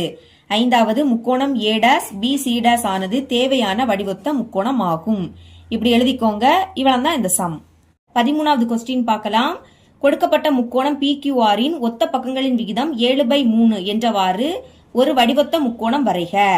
இங்கே நம்ம வடிவொத்த முக்கோணம் தான் வரையணும். அளவு காரணியில 7/3 greater than 1. இதுவும் போன சம் மாதிரி தான். 1 விடைக்கும் 7/3 தான் பெரிய எண். அப்போ வடிவொத்த முக்கோணம் PQRக்கு வெளியே அமையும். புரியுதா? 1 விடைக்கும் பெரிய மதிப்பு கொடுத்திருந்தா வடிவொத்த முக்கோணம் PQRக்கு வெளியே அமையும். ஓகே, இப்ப உதவிப்படம் வரையலாம். உதவிப்படத்துல இந்த மாதிரி சின்னதா ஒரு முக்கோணம் வரைங்க. இப்ப இந்த கோட்டுக்கு இணையா ஒரு இணைகோடு வரைஞ்சிடலாமா? வரைஞ்சுக்கிறேன். இப்போ இந்த சிறிய முக்கோணம் இருக்கு பாத்தீங்களா, அதுதான் முக்கோணம் PQR. நேம் கொடுக்கலாம். இந்த புள்ளி P, இந்த புள்ளி Q, இந்த புள்ளி R. இனி இது Pனா இதுக்கு P' அப்படி நேம் கொடுக்கணும். Rனா இதுக்கு R' நேம் கொடுக்கணும். இந்த பெரிய முக்கோணம் தான் வடிவொத்த முக்கோணம். அதை தான் நம்ம வரைஞ்சிக்க போறோம். ஓகே, உண்மை படத்துல முதல்ல இந்த சிறிய முக்கோணத்தை வரைஞ்சிக்கலாம். வரைஞ்சிக்கிறேன். சின்னதா வரைங்க, சரிங்களா? நீங்களாவே ஒரு அளவெடுத்து சின்னதா வரைஞ்சா போதும். நேம் கொடுக்கலாம். PQR, இந்த புள்ளி P, இந்த புள்ளி Q, இந்த புள்ளி R. இனி Q புள்ளியில இருந்து கோடு வரைஞ்சிக்க போறோம். இந்த மாதிரி இந்த கோடை கொஞ்சம் நீளமா வரைஞ்சுக்கோங்க. ஓகே, இங்க அம்புகுறி. இந்த கோட்டுக்கு X அப்படி நேம் கொடுக்கணும். இப்ப இந்த கோடு வரையும் போது இங்க ஒரு கோணம் உருவாகும். அந்த கோணம் குறுங்கோணமா தான் இருக்கணும். அதாவது 90 டிகிரி வரைக்கும் கம்மியா தான் இருக்கணும். அந்த மாதிரிதான் இந்த கோடு நீங்க வரைஞ்சிக்கணும். இப்ப கொஸ்டின்ல 7/3 கொடுத்திருக்காங்க. 7/3. இதுல 7 தானே பெருசு. அப்போ இந்த கோடுல 7 வில் வெட்ட போறோம். காம்பஸ் எடுத்துக்கோங்க. இப்ப காம்பஸோட முனை கரெக்டா Q புள்ளியில இருக்கணும். சரிங்களா? இங்கே நீங்களாவே ஒரு அளவெடுங்க. ரொம்ப சின்னதாவும் வேண்டாம், பெருசாவும் வேண்டாம். மீடியமா இந்த மாதிரி ஒரு அளவெடுத்து அந்த கோடுல வெட்டுறது மாதிரி இப்படி ஒரு வில். இனி இந்த அளவை மாத்தக்கூடாது. மாத்தாம இந்த கோடுல இந்த வில் வெட்டும் போது இங்க ஒரு புள்ளி உருவாகுது பாத்தீங்களா, அதுல காம்பஸோட முனையை வைத்து அடுத்தும் ஒரு வில், மறுபடியும் ஒரு வில். இந்த மாதிரி 7 வில் வெட்டணும். 3 வெட்டியாச்சு. 4, 5, 6, 7 நேம் கொடுக்கலாம். இது Qனா இந்த புள்ளிக்கு Q1 அப்படி நேம் கொடுங்க. இந்த புள்ளி Q2, இந்த புள்ளி Q3, இது Q4, இது Q5, இந்த புள்ளி Q6, கடைசி இந்த புள்ளி Q7. இப்ப கீழே என்னது இருக்கு? 3. அப்போ Q3ஐயும் இந்த R-ஐயும் இணைத்து கோடு வரையணும். கீழே என்ன நம்பர் இருக்கோ அந்த புள்ளியையும் R-ஐயும் தான் இணைக்கணும். சரிங்களா? இணைச்சாச்சு. இனி கீழே இருக்கக்கூடிய எண்ணை விடைக்கு மேல இருக்கக்கூடியது பெருசு. இந்த மாதிரி மேல பெரிய எண் கொடுத்திருந்தா QR என்கிற இந்த கோடை கொஞ்சம் நீட்டிக்கணும். அடுத்து PQ என்கிற இந்த கோடையும் நீட்டிக்கணும். கீழே 3 இருக்கு. அப்போ Q3 என்கிற இந்த புள்ளியில காம்பஸோட முனைய வைங்க. கரெக்டா Q2ல இருக்கு. இப்ப இதுல இது பாதி அளவு. நம்ம என்ன பண்ணணும்? பாதிக்கு மேல எடுக்கணும். ஞாபகம் வச்சுக்கோங்க. பாதிக்கு மேல எடுத்து இங்க ஒரு வில். இனி இந்த அளவை மாத்தக்கூடாது. மாத்தாம மேல 7 இருக்கு. அதனால Q7 என்கிற இந்த புள்ளிலையும் காம்பஸோட முனையை வைத்து இங்கேயும் ஒரு வில். இனி இந்த கோணம் இருக்கு பாத்தீங்களா, அதோட அளவை காம்பஸ்ல எடுக்க போறோம். ஓகே, இந்த புள்ளியில காம்பஸோட முனை, அங்க பென்சிலோட முனை. நான் பெண்ணால வரைகிறேன், நீங்க பென்சிலால மட்டும் தான் வரைஞ்சுக்கணும். பாத்தீங்களா, கரெக்டா இருக்கு. இந்த மாதிரி எடுத்து இந்த வில்லுல இந்த புள்ளியில வைத்து அந்த வில்ல வெட்டுறது மாதிரி ஒரு வில் இப்படி. இனி Q7 என்கிற இந்த புள்ளியையும் இந்த 2 வில் வெட்டும் போது உருவாகக்கூடிய இந்த புள்ளியையும் இணைத்து கோடு வரையலாம். அந்த கோடு இந்த கோடுல தொடணும். ஓகே, இப்ப இது Rனா இந்த புள்ளி R'. இதே மாதிரி மேலே வரைஞ்சுக்க போறோம். காம்பஸ் எடுத்துக்கோங்க. R புள்ளியில வைங்க. நீங்களாவே ஒரு அளவிடுங்க, சின்னதா அளவிடுங்க. ஓகேங்களா? இப்படி இங்க ஒரு வில். இனி இந்த அளவை மாத்தாம ஆர் டேஷ்லயும் வைத்து ஒரு வில். இனி இந்த கோண அளவை காம்பஸ்ல எடுக்க போறோம். இங்க காம்பஸோட முனை, அங்க பென்சிலோட முனை. கரெக்டா இருக்கு பாத்தீங்களா? இனி இந்த வில்லுல இந்த புள்ளியில வைத்து அந்த வில்ல வெட்டுறது மாதிரி ஒரு வில். இப்ப என்ன பண்ணணும்? ஆர் டேஷ் என்கிற இந்த புள்ளியையும் இந்த ரெண்டு வில் வெட்டும் போது உருவாகக்கூடிய இந்த புள்ளியையும் இணைக்க போறோம். இணைக்கலாம். இணைச்சாச்சு. இது பீனா இந்த புள்ளிக்கு பி டேஷ் அப்படின்னு நேம் கொடுங்க. இங்க அம்புகுறி, இங்கேயும் அம்புகுறி. இப்ப இந்த பெரிய முக்கோணம் இருக்கு பாத்தீங்களா? முக்கோணம் P dash Q R dash. இதுதான் நமக்கு தேவையான வடிவொத்த முக்கோணம். எழுதிக்கலாம். தேர்ஃபோர் முக்கோணம் P dash Q R dash என்பது தேவையான வடிவொத்த முக்கோணம் ஆகும். வரைமுறை பார்க்கலாம். வரைமுறை ஃபர்ஸ்ட் ஒன், ஏதேனும் ஓர் அளவை கொண்டு முக்கோணம் PQR வரைந்தேன். இரண்டாவது, QRல் குறுங்கோணத்தை ஏற்படுத்துமாறு QX என்ற கதிரை P என்ற முனைப்புள்ளிக்கு எதிர் திசையில் வரைந்தேன். மூணாவது, QX இன் மீது Q1, Q2, Q3, Q4, Q5, Q6 மற்றும் Q7 என்ற 7 புள்ளிகளை Q1 is equal to Q1, Q2 is equal to Q2, Q3 is equal to Q3, Q4 is equal to Q4, Q5 is equal to Q5, Q6 is equal to Q6, Q7 என்றவாறு குறித்தேன். நான்காவது, Q3 ஐ புள்ளி R உடன் இணைத்தேன். Q3 Rக்கு இணையாக Q7 இலிருந்து வரையப்படும் கோடு QR ஐ R டேஷில் சந்திக்கிறது.